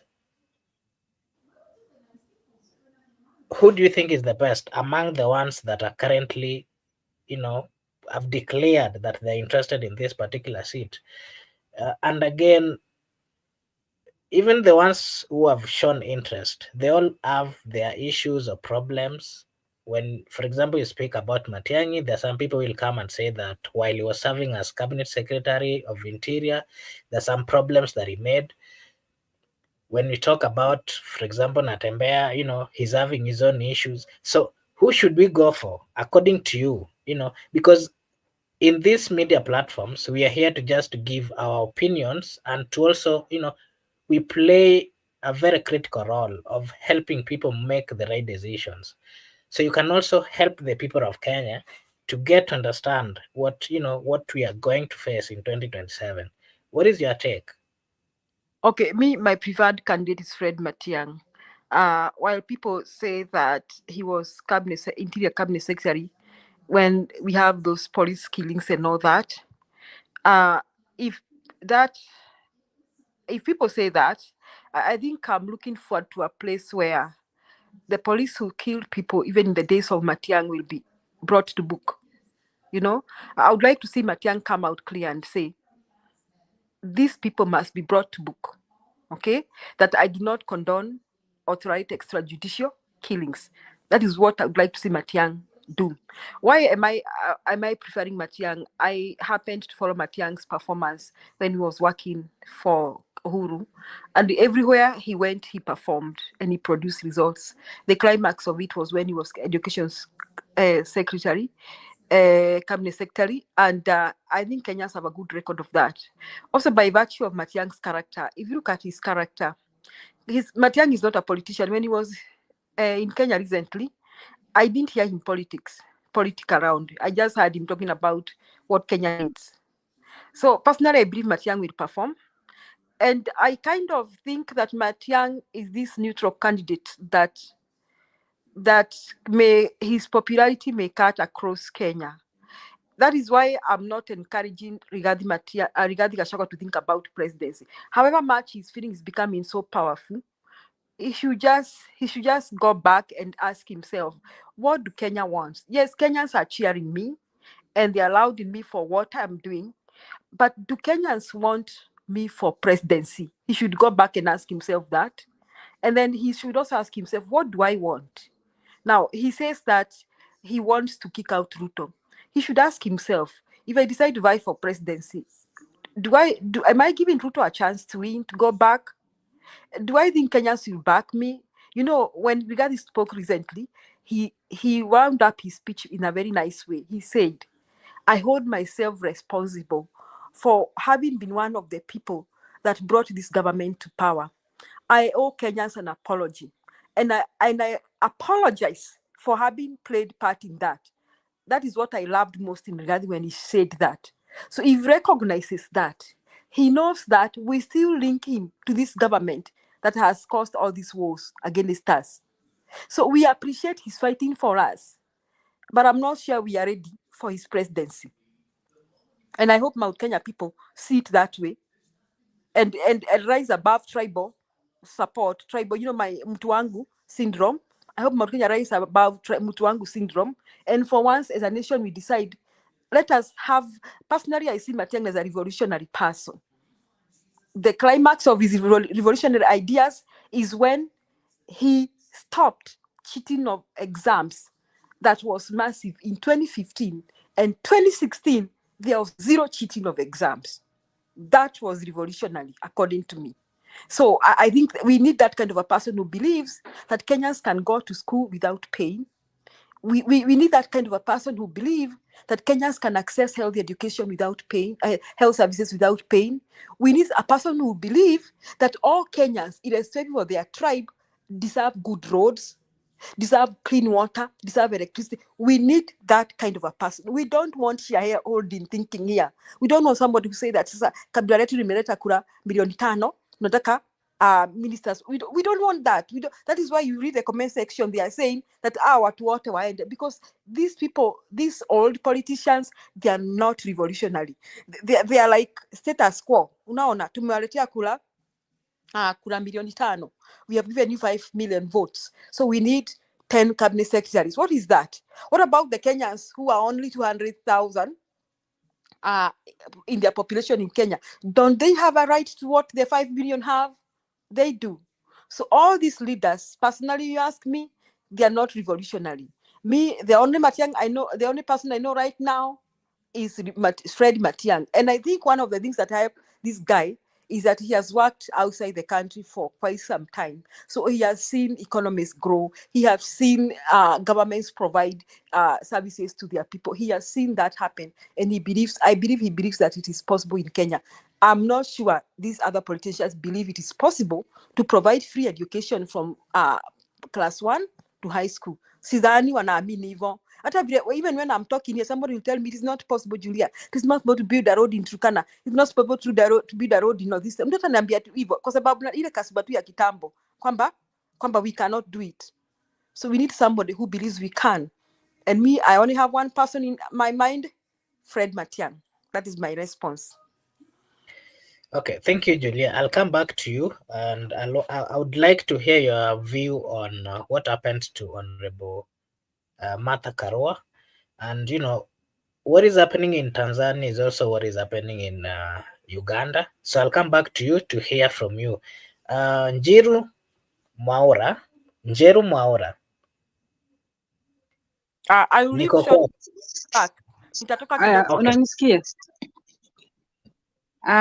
Okay. So Kwanza vile nitasema yes. Vile nitasema kwanza maybe a minute to our viewers. Once again, this is Brother Benson Media, and here we say that your opinion counts. If you're watching us for the first time, kindly just like and subscribe to the channel, because if you do so, it is a way of supporting us, and we'll really appreciate. So kindly, before you leave, just subscribe and give us a like. We'll appreciate. And to anyone, if you also want to join the show and to give us your take, I've just shared a link at the comment section. You can just click that link, it will direct you to the studio. You can also join and give us your take. This is Brother Benson Media, and here we say that your opinion counts. So unaweza kuja pia utupe maoni yako. Okay, Njiru, you are saying something. Kwanza vile nitasema Wakenya withdraw this kind of monkey business about Raila aliibiwa nini. Okay? Nikiangalia TV yangu, hiyo history yote ya kusaguana nini, nataka Wakenya wanirudishie. Tuji alikuwa anafanya nini huko saa 9 asubuhi?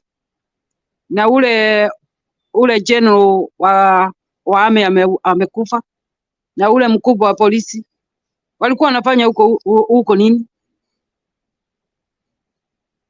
Bomas 3 in the morning.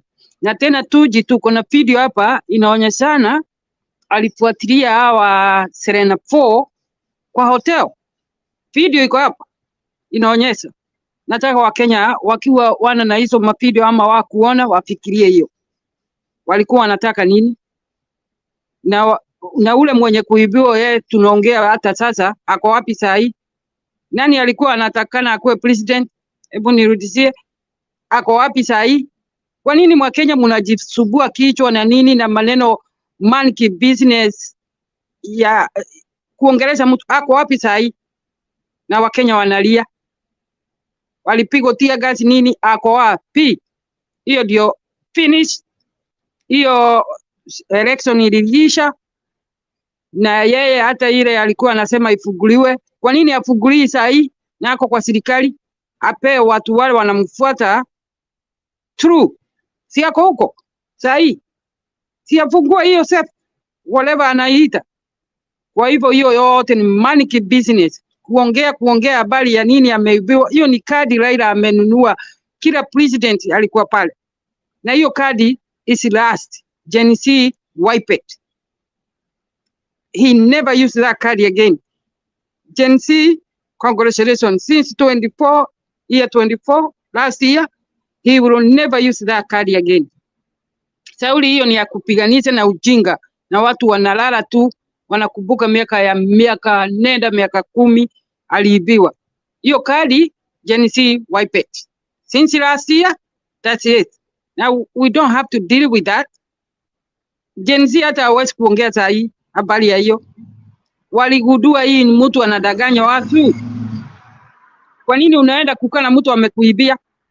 Siangeenda atoe hiyo vape, alafu apeleke kotini. Walienda hii yote, tumeangalia kila kitu, na hii makamera, video, kila kitu. Tuji akiulizwa anasema, nilikuwa naenda kuambia Sabukati ati maneno ati hii makaratasi kutoka COVID-19 isikuje na ugonjwa. Kwani ni yeye alikuwa minister healthy? Alikuwa healthy minister Tuji. Unaona, tuko na maneno yote hapa. Aliulizwa na karibu ashikwe huyo, na sijui kwa nini wakumkata. Watu wanatakana wakuwe kwa jela. Sauli, uongo ndio imejaa kwa mdomo wa watu, na wako na watoto wanawaangalia. Ati nilikuwa naenda saa 9 asubuhi, anaenda kuambia Matiang'i ati asilete hiyo makaratasi iko na HIV. Iko na nini na hiyo COVID. Ona ujinga. Okay, wacha niseme hii kwa Gachagua. Hiyo ni wacha ni kuongea maneno ya Raila sitakagi mimi. Sauli najua tu ni banana ni ujinga tu iko huko. Haya. Vile nasema Gachagua anafanya saa hii, mjue ni chama amefungua tu chama. Mkubali ama mkubali, vile mimi naona kwangu. Ana wavasi, anatafuta, anauza chama yake. Gachagua afanye campaign, anatafuta members, na ndio munaona wale wengine wa wafuati sio wajinga. Karua ako na wafuasi. Kalonzo, Karua ako na wavasi chama zake. Wamefungua kitambo, miaka nenda miaka 10. Unaona? Sasa Gachagua amefukuzwa vile aliingia tu huko. Hakuwa na chama, hakuwa na members, ni wale tu wa bunge wadogo wanamfuata. Na wengine wako pale wawezi kuja pande yake. Sauli wamesaini kwa UDA, wanangoja. Sasa ni mpaka aende huko Mauti Kenya kwanza, aanze na kwake, aulize watu waingie kwa chama yake. Na ndio munaona hao wengine wanajitenga. Sauli anauza chama yake. We are not going election next year. Anauza chama yake before next year. Haya, hiyo ni vile naona anafanya. Haya, turudi hapa. Huyu mwanaume alisema anaweza kuua Gen Z 1500 whatever. Kwa nini hakushikwa? Hiyo ni baya sana kusema, hata kuliko vile Gachagua amesema. Sauli, tukiangalia vile Gachagua amesema, hakuambia watu ati watapigana. Anasema muangalie hii IBC. Sauli ndio ilituletea ile maneno. Unaona? Ndio inaleta vita huko. IBC peke yake. Hiyo ndio inapiganisha wa Kenya. Ni kuenda kazi na they not true, honest. Wanaenda tu pale, wakipewa pesa wanafanya ujinga na watu wanawaangalia. Hiyo ndio mikurudisha yangu. Na mwingine huko ametoka Nyanza, MP. Angesikwa hata yeye. Alisema baya sana kuliko Gachagua. Akasema hii tribe moja ndio hakuna watu wengi wanajifanya ndio wanaweza kutawala. Kwa nini hakushikwa? Na akisema hivyo, hiyo tribe wana point ndio wamefanya huyu akuwe president. Unaona? Na Ruto wasemi kitu. Lakini Gachagua tu kusema IBC be careful because We don't want Kenya irudi 207. Oh, you did ba ba ba ba. What the hell? Eh? Mwingine anasimama huko anaita wamama majina baya baya baya. Hiyo inatakana ikuwe kotini. Sauli ametukana watu wazima. Wamama, mimi, wamama wetu wanyanya walitukana na huyu MP sijui ni nani. Ni mambo mingi sana iko huko. They breach, they think they own the law or they above the law. Ruto wewe mwenyewe ametuita kila kitu na anatuambia hata sisi tujajua airport iko wapi. Kwa nini tunapigania airport na tujai kupanda na ndege? Ndio anaambia Wakenya hivi. Unaona hii ujinga? Alafu anasimama anasema mimi siwezi kuambiwa na mtu kitu, niko na PhD. Unaona? Hiyo ni no respect. Hiyo inaitwa doesn't have a respect to any Kenyan at all. Kwa hivyo ni mambo mingi wanaongea huko. Sudi, hata hiyo record iko hapa. Akasema tukikosa kukua enough port tunaweza kuongezea. Aje? Hiyo ni kitu ingine. Hiyo ni kitu ingine ya kupiganisha Wakenya. Kusema wataongeza watoe wapi? Na wewe unajua utaamka saa 9 uende kwa line. Sio inaweka watu uchungu. Sasa ni maneno mingi naongeleshwa pale. Haya, nirudi hapa kwa hii grupu ya Wamunyoro. Hao Wamunyoro walienda meeting Kenya. Sijui ni watu huko waoni news. Sauli hapa tuko na full time news. Whatever Gachagua anafanya meeting tuko naye. Tunaona. Wakaenda lakini media iendi pali. Wasikii. Wakaongea vile wameongea. We enda zako na mimi niende zangu. Lakini chama yake June 4 wale wengine watakuja na ndio wajipange ni nani atakuja. Kwa hivyo ni lazima Gachagua ajiuse saa hii. Imagine ana members. Hiyo ni chama ya 4 days old. Ni lazima ajiuse kwa Mount Kenya. Sasa akijiuza vile wanajua kandi wako naye pale. Na hii kadi wataki kusema ni nani. Ruto si atafunga huo mtu atamtafutia maneno. Si unaona? Tukisema ni Matiang'i saa hii.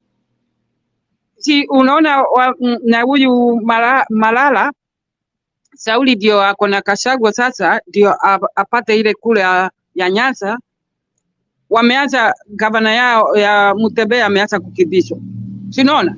Sauli Malala na na huo gavana wako pamoja. Unaona?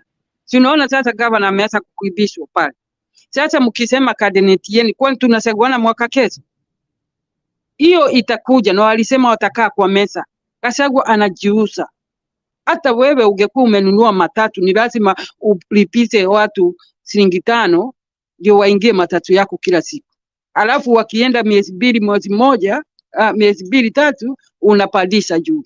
Unaona? Hiyo ni kadi wana play game. Gachagua ndio akuwe na member.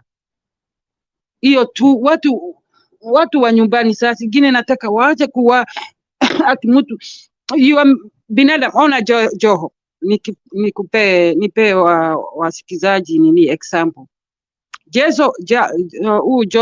Joho alikuwa amesemaji mimi niende kwa mtu wa Hurubalo nini yanipe nini? Ako wapi sahi? Si unaona vile wanaenda? Ni politician people. Kwa hivyo Gachagua anaweza hata kusimama ndio anunue Mount Kenya yote. Mimi nataka kuwa president watu ukisaini pale. Alafu wakae chini pale. Tuseme wacha huyu hakuna nguvu sana, wacha huyu aende. Sasa tumemtafutia kula. Sasa mnataka aende na njia gani? Hebu niambie nyinyi, mtu anirudishie hii. Mnataka Gachagua ajaze members kwa hiyo chama mpya ya siku hii na nini? Ni lazima atumie akili zake akuwe na member na vote. Ana kitu wale wengine wako nazo lakini sijaja itoshei. Ni lazima na yeye ajiuze apate even that 5 million if he can. 8 million sio 5. Mount Kenya iko na 8 million or over Sauli agency. Akipata hizo hata apate kama 7 million na hao wengine wakuje, Ruto atatoa wapi?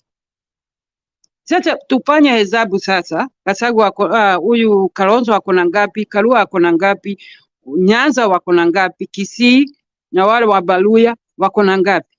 Na yeye alete ile ingine. Mufikirie hivi, kumpiga akisema kitu mnampigilia juu. Sasa tutatoa wapi?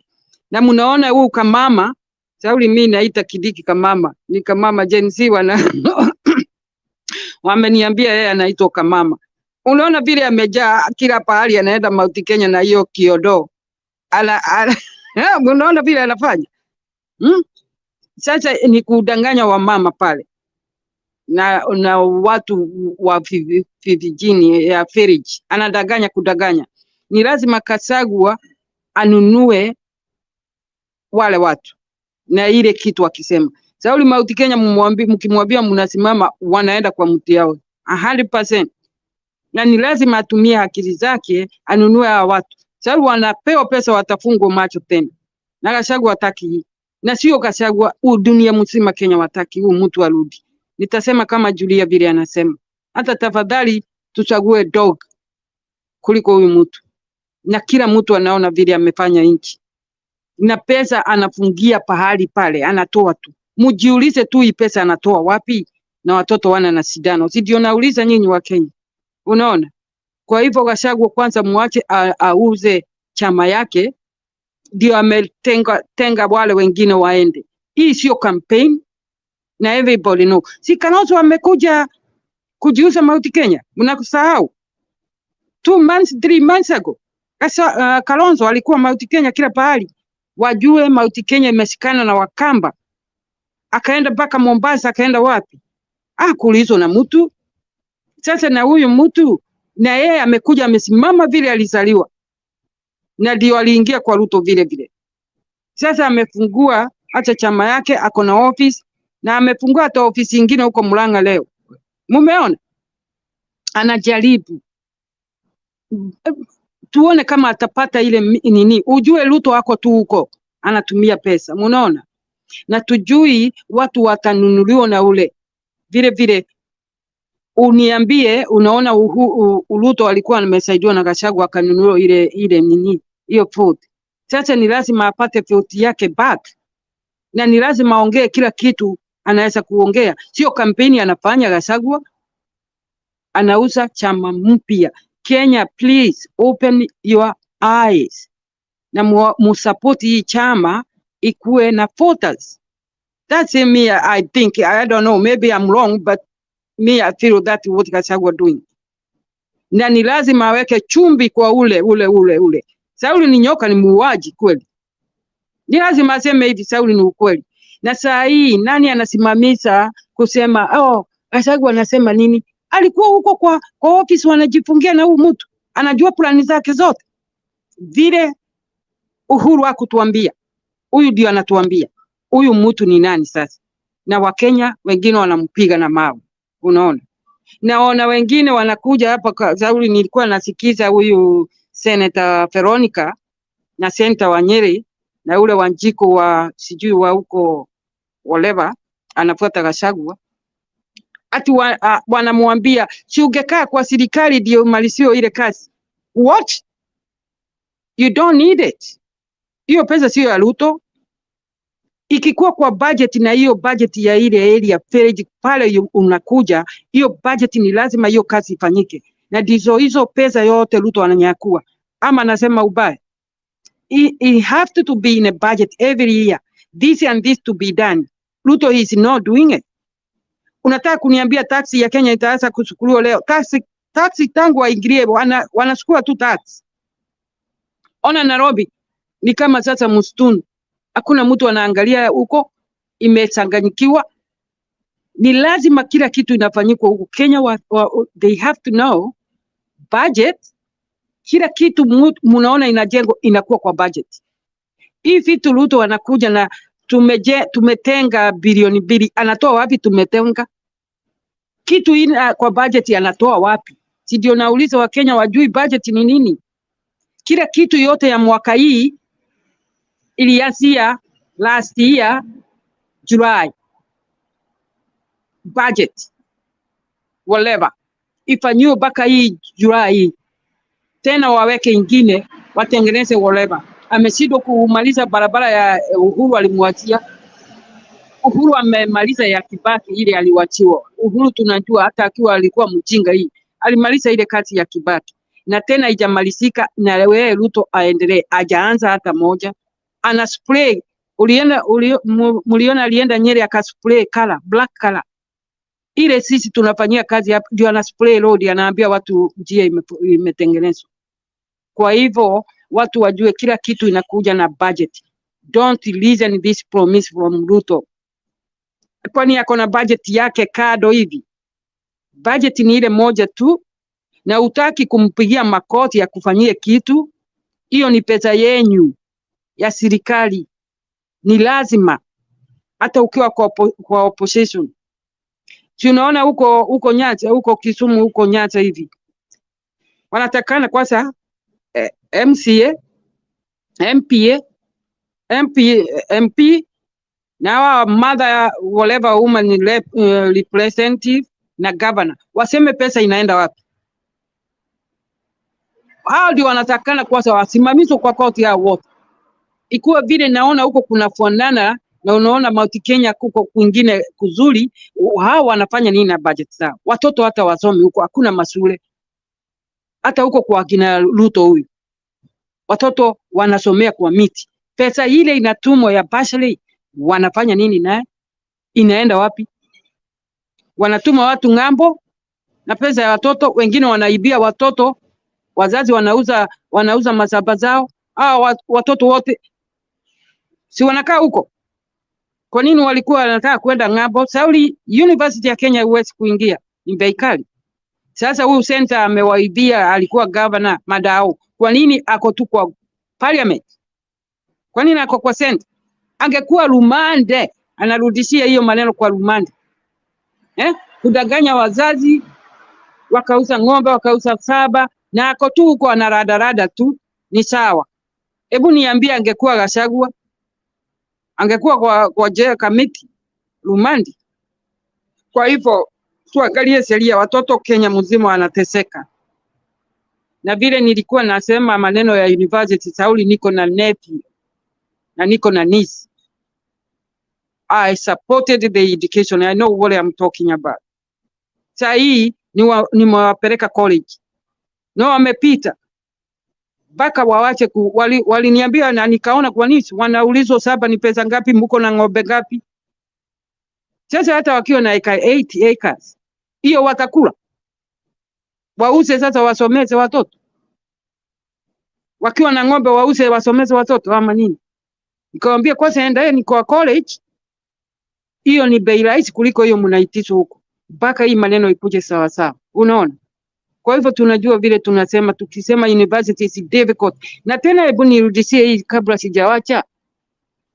University zamani nilikuwa nafikiria mkifanya mtihani ikitokea kama Disemba ama Januari, mnaingia university February.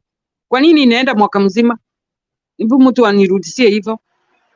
Sauli hapa ukifanya university, ukifanya yatoa, ukimaliza form 4 by February hata Januari hivi ikimalizika, nyinyi wote mmeitwa university ile uli-enroll.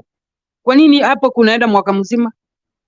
Ati mpaka uende ukae home. Why? System change. When? Hii inasereheza watoto masomo sana. Kukaa mwaka mzima umepita. Kwa nini wanaenda until November sijui nini? Enrolled? They pass. They should go, when high school go back, primary go back, at the university go back. Beginning the year. What's the problem with this? Are you guys agree with me? That's how education. Sasa ikiwa ni msichana mwaka mzima ndio huyo ako na mimba. Papa. Unaona? Wengine wanapiga wasichana mimba, amekuwa dad, hataki university, anafanya kazi ya mjengo, whatever. Na alikuwa amepita. Sasa ni mambo mingi sana. Kenya is upside down. Huyo alikuwa anasema ati Wakenya wajui, tunajua. Hata tukiwa hapa tuko nyumbani, Sauli sisi ndio tunaliza wale, tunajua more than even Kenyans there. Sauli, ni sisi tunawatafutia. Mnaweza kutuambia tujui Kenya inaendeleaje, na sisi ndio tunaitishwa kila siku hii. We know more than you guys.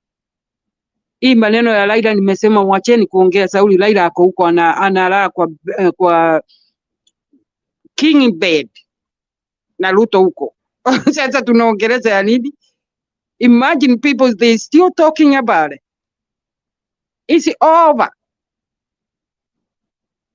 Vile tunataka kufikiria wa Kenya, kadi ya Raila kuja na tena nimeibiwa, iliisha last year June 25 with JC. After that, what happened? Raila never come back saying, oh, they stealing. No more stealing. Aende na hiyo stealing yake na Ruto. Kwa hivyo Ruto one time. Na people forget Gachagua akisema ako na joto sana Sauli, vile amefanywa na huyu mtu kweli. Hata wewe, hata mimi, mtu anifanya hivi anitumia hata na pesa yangu na kudanganya watu wetu. Wallahi nitasema kila kitu. Jeru, niko na swali kwako moja tu, alafu uliza. Ruto sahi is now the president, and of course we can see there's a good number of people in the opposition side. Kwa hao wote wenye wako opposition side, ni nani unaona aweza kuwa a good president for this republic? Anaweza kuwa Matiang'i ama Malanga. Unaona Malanga ama Matiang'i akisema hapana, tutaweka Malanga. We don't, Mount Kenya doesn't confuse, ama Kenya doesn't confuse themselves.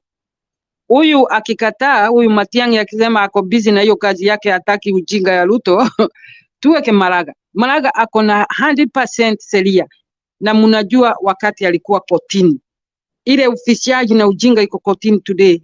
Wakati ya Malanga akiwa watu wengine pengine walikuwa wadogo wa agency washughuliki na makesi, lakini Malanga ni mwanaume, hata yeye namwekea tick as well. Huyu Matiang'i akishindwa, Malanga aingie, Kenya itakuwa kama hapa. Ule achezi na hiyo ujinga iko huko, hata ataki. Kwanza Malanga ndio tungeweka pale. Huyu ako na sheria zake na anaheshimu katiba na anajua sheria. Mkimkubali huyu Matiang'i, akikataa, Malanga tumuingize pale. Na mimi nafurahia hao watu wawili na waombea tu Mungu, mmoja wao aingie pale anyoroze Ruto, kama hiyo pesa yote ameiba atarudisha. Hata akienda simu gani, kwanza Malanga mkimweka atarudisha hiyo pesa yote. Sinaona Malanga anamsukuma tu kotini, aseme watoto wako wapi? Muoni ako na koti amefile, aseme amepeleka watoto wa wenyewe. Yeah. Njeru, wacha nimeona Miguda amekuja, acha nimpe wakati kidogo pia sehemu yake, alafu nitakukujia bado. Sawa. Miguda, nakuja kwako. Mr. Miguda, asante sana kwa kurudi. Ni kama Jipsaikona amekuamsha lakini ni sawa tu. You left when you had not given us your view on what was happening to, Martha Karua. I don't know whether you gave your view on that, and maybe you can also clarify to us what that mean to Kenya. We've got the bilateral, we've got so many relationship with countries around us, and remember the East African community, there is a special bond that we have, and there's free movement as well. And remember, Honorable Karua is one of those senior politicians, and not just politicians, but also a senior lawyer within the East African community. Why do you think he was denied the access, and what does that mean? Especially, how does it go against the good things that the East African people have been enjoying together? Miguda? If you can hear me, Makobura,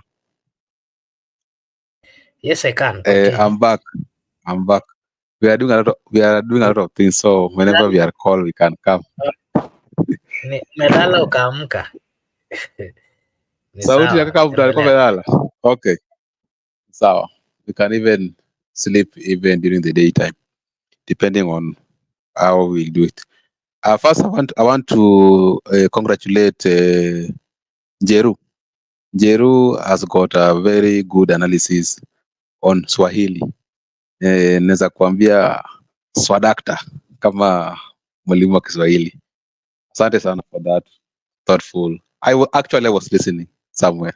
Na, na I just wanted ujue to yeah. with that good Kiswahili ni kama hata yuko within.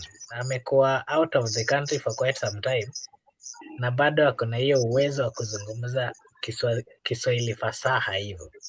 So you can imagine. Kiswahili nzuri sana, very eloquent. Anapanga mambo sawa sawa. Anapanga mambo kama yule msichana kutoka Laikipia, Kate Waruguru. Kate Waruguru pia ako sawa kwa Kiswahili. Sawa kabisa. Anyway, let me give my thought on the issue of arresting Kenyan politician. Martha Karua is a senior politician in this country, and he has served as the officer in the judiciary. He has served as a lawmaker in the country. He has served in the executive as the minister, and previously she was the running mate for the most popular person after Ruto was elected, Raila Odinga. So in her capacity, she enjoys many things.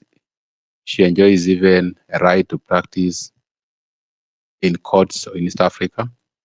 Previously, she was practicing in Uganda, and she was actually acknowledged by the legal system in Uganda. And because our legal system originates from the United Kingdom, the common law, which is being practiced across in East Africa majorly. So a person of such stature has full right to move as a defender of human rights. And also, you understand the East African Court of Justice is also based in Tanzania. So an officer of that court has all the rights to move across the country. And the issue of the relationship between Kenya, Tanzania, the issue of bilateral, the issue of international relations, international laws. With all those provisions, there is absolutely no reason to deny her entry into Tanzania. But we can understand right now that there are a lot of political witch hunt, and like we have said before, matters of politics, they go beyond what you are seeing. The people can pursue even to your family.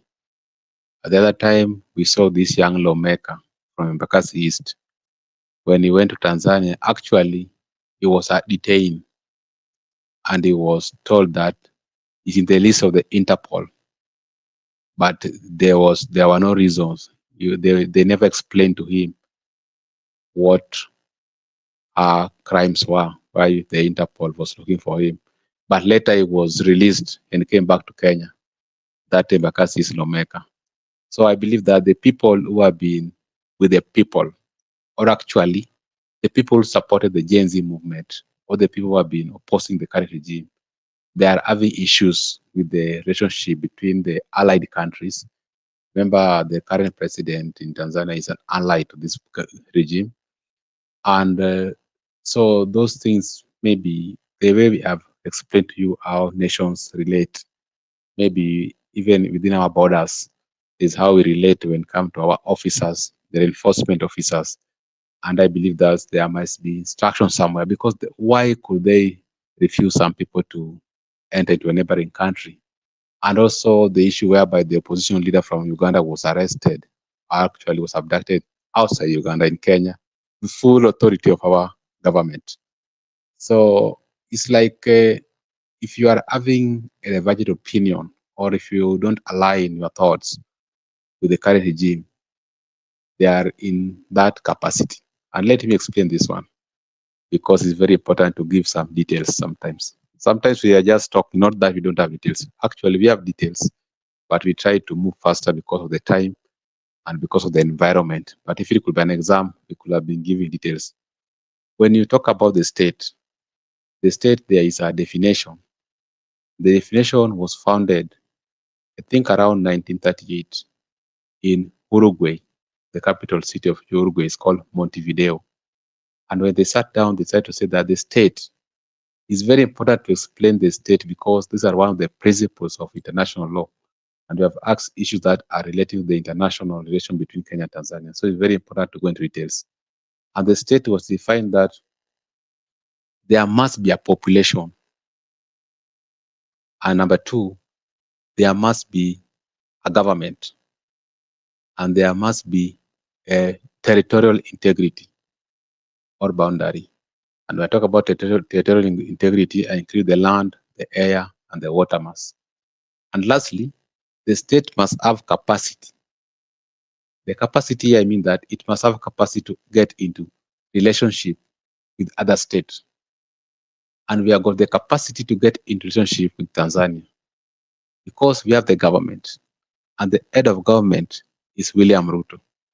And the head of state is William Ruto. And because we have the capacity to get into relationship with Tanzania, therefore, I can say without any fear of contradiction or favor or consequences that actually what happened to Babu Owino, what happened to Martha Karua, and actually what happened to Kizza Besigye, there is full knowledge of the government of Kenya, Tanzania, and Uganda. That one I can say absolutely. So do not take it that it may be there is much difference when you talked about the relationship between states. Actually, they relate and they understand from government C to government B to government A.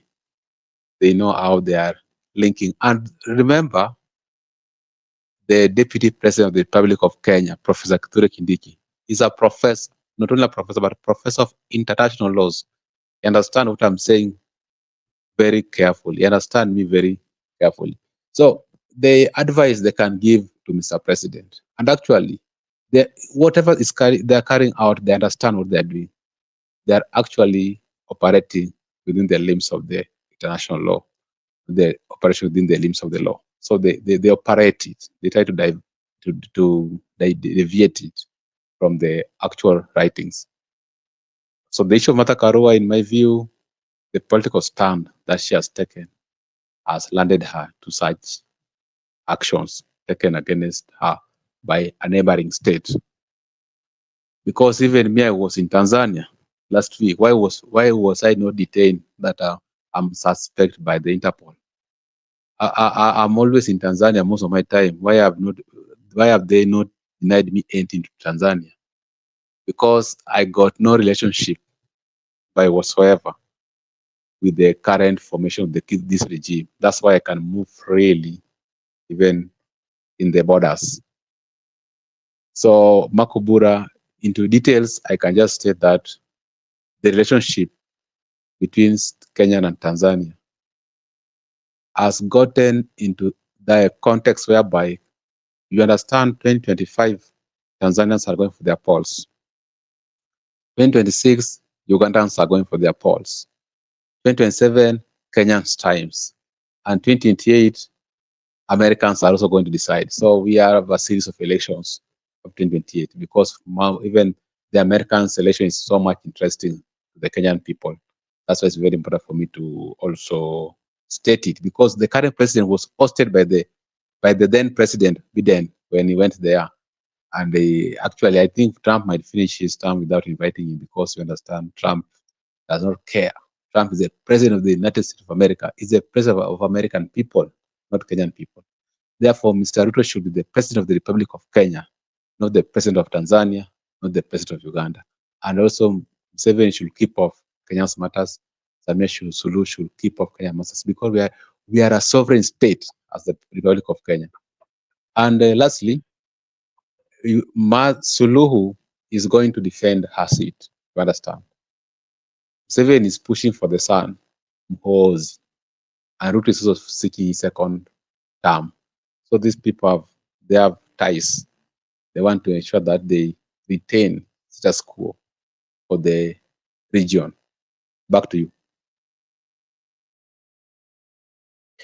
Miguda, on matters of international relations, maybe before I let you go, there's this issue of, the United States of America senator who gave a speech, and he was speaking about the relationship that United States of America has with Kenya, and he said that it is questionable. I mean, it's being questioned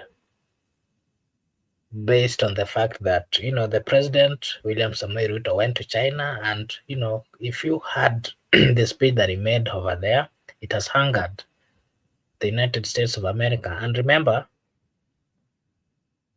the relationship that Kenya currently has with the United States of America, it's a serious, very serious relationship. My question to you, if you can remember, the president was even invited during the reign of the former president, and he was invited in the state house, and so with all those privileges that relationship came with, and it being now questioned, what does that mean to the relationship between the two countries?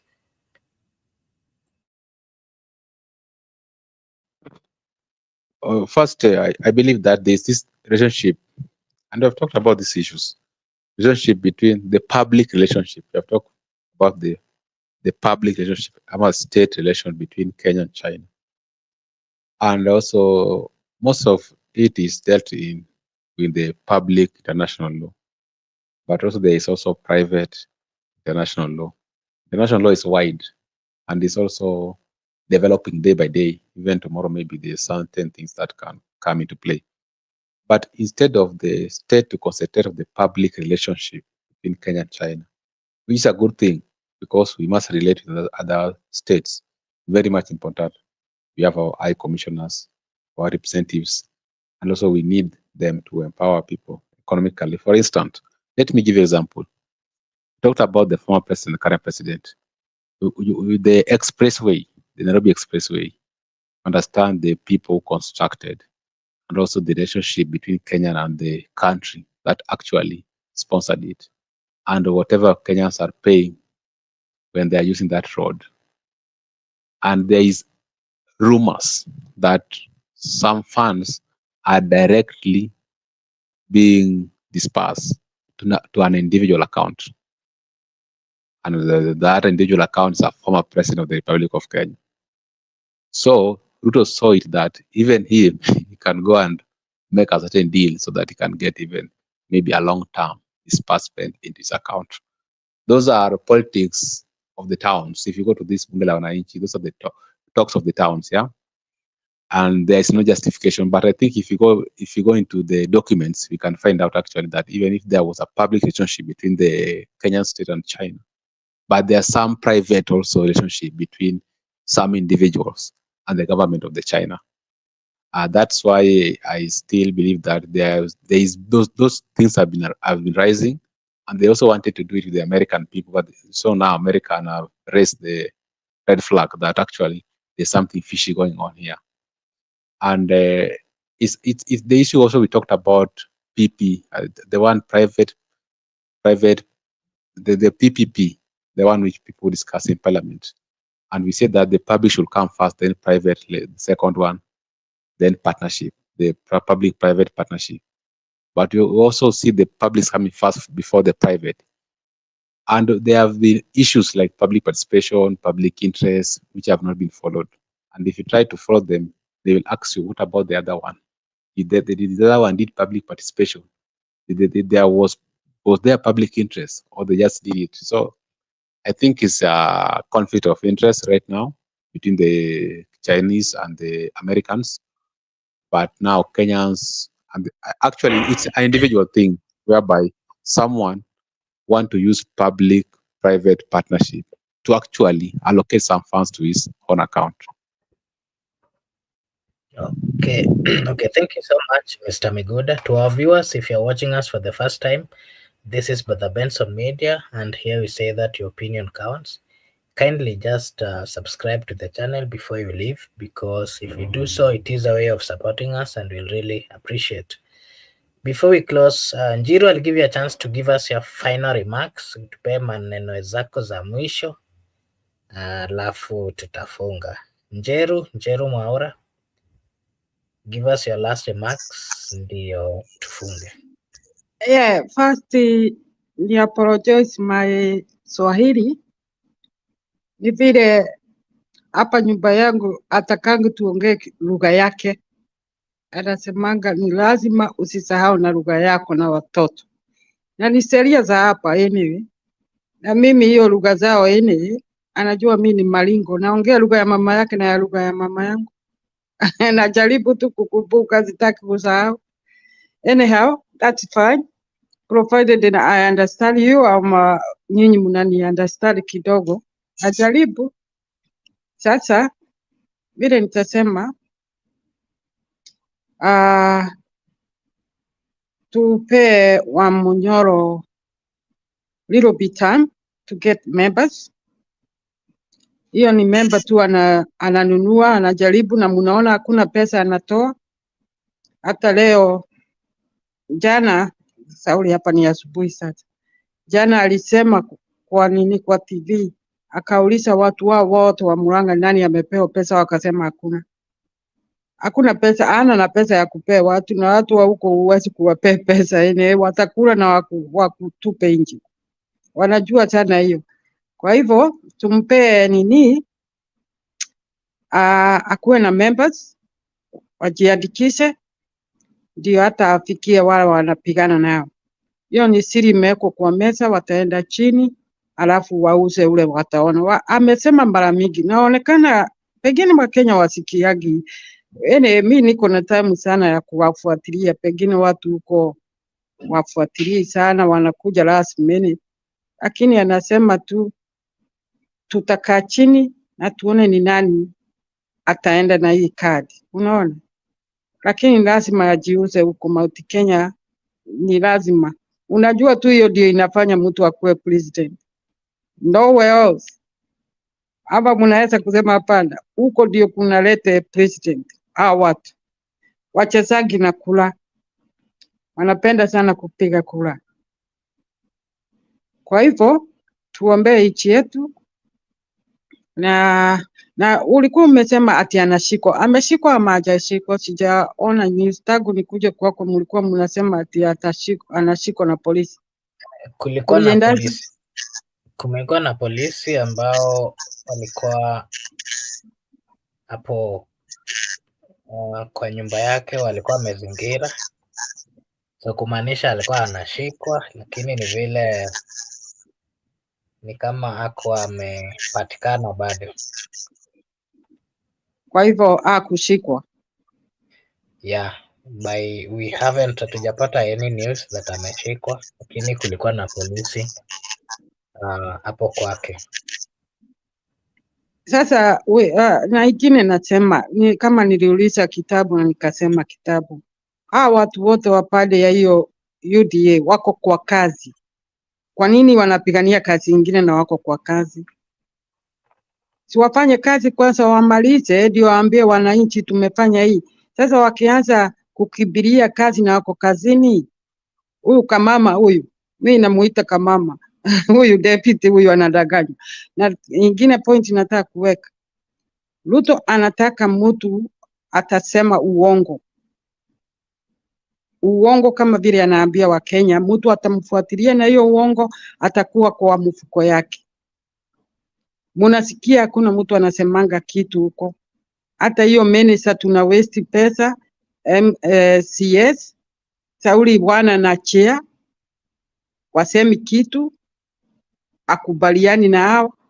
Kwa nini tunaharibu pesa ya taxi kuwalipa mshahara, na huyu mtu ako na PhD anaweza control country yote? Tusimunaona vile iko vizuri.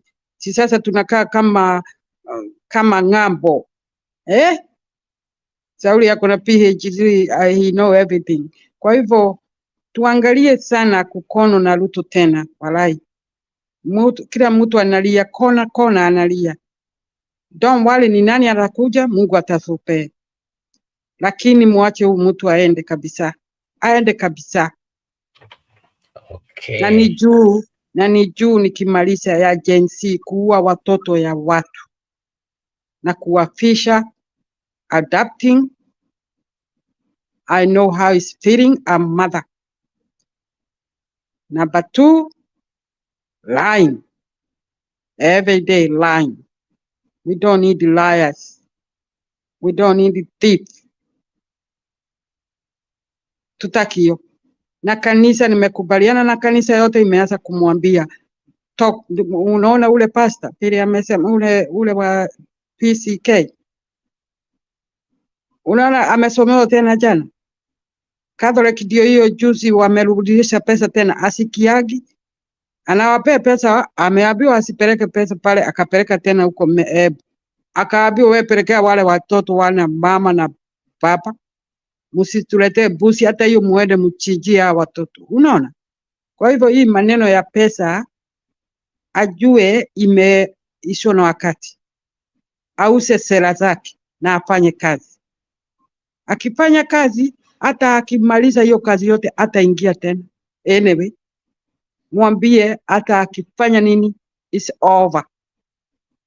Thank you so much Ben for Sauli ule Jiro tunamfuatilia, ameenda graduation anaserekea. Sasa wewe ndio ameshakuja, tutafika hapo tumcongratulate. ako huko. Amekuja, nakuja huko tunamcongratulate. Acha tumalize huko. Yes, Migude Julia alikimbia hivi. Yeah, Migude utupe maoni yako ya mwisho and then we close. Okay, asante sana. Yeah, asante sana. Asante sana for your time.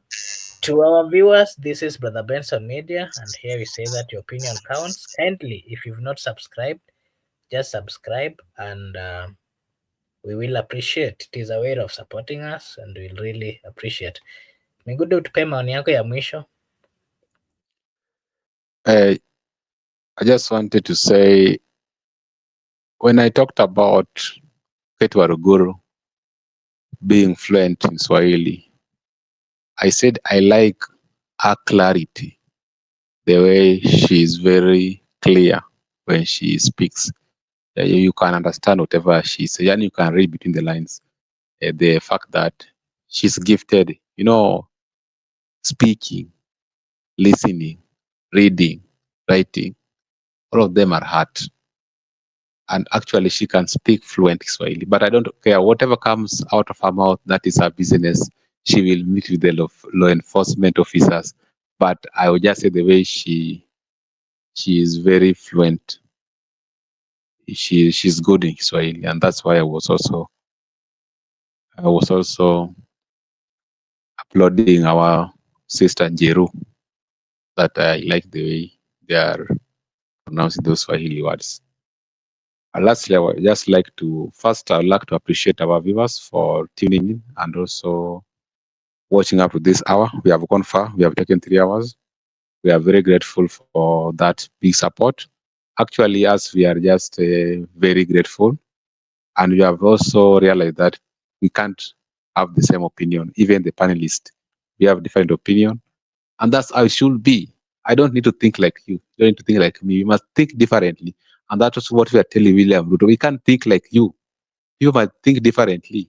And that's what we call the exercise of democratic rights. And even in the comment section, people have different opinions. That's what we want. That you are at liberty to think the way you are and also to express yourself the way you want without any threat. And it's very good. At the end of the day, we have made a progress. We are done.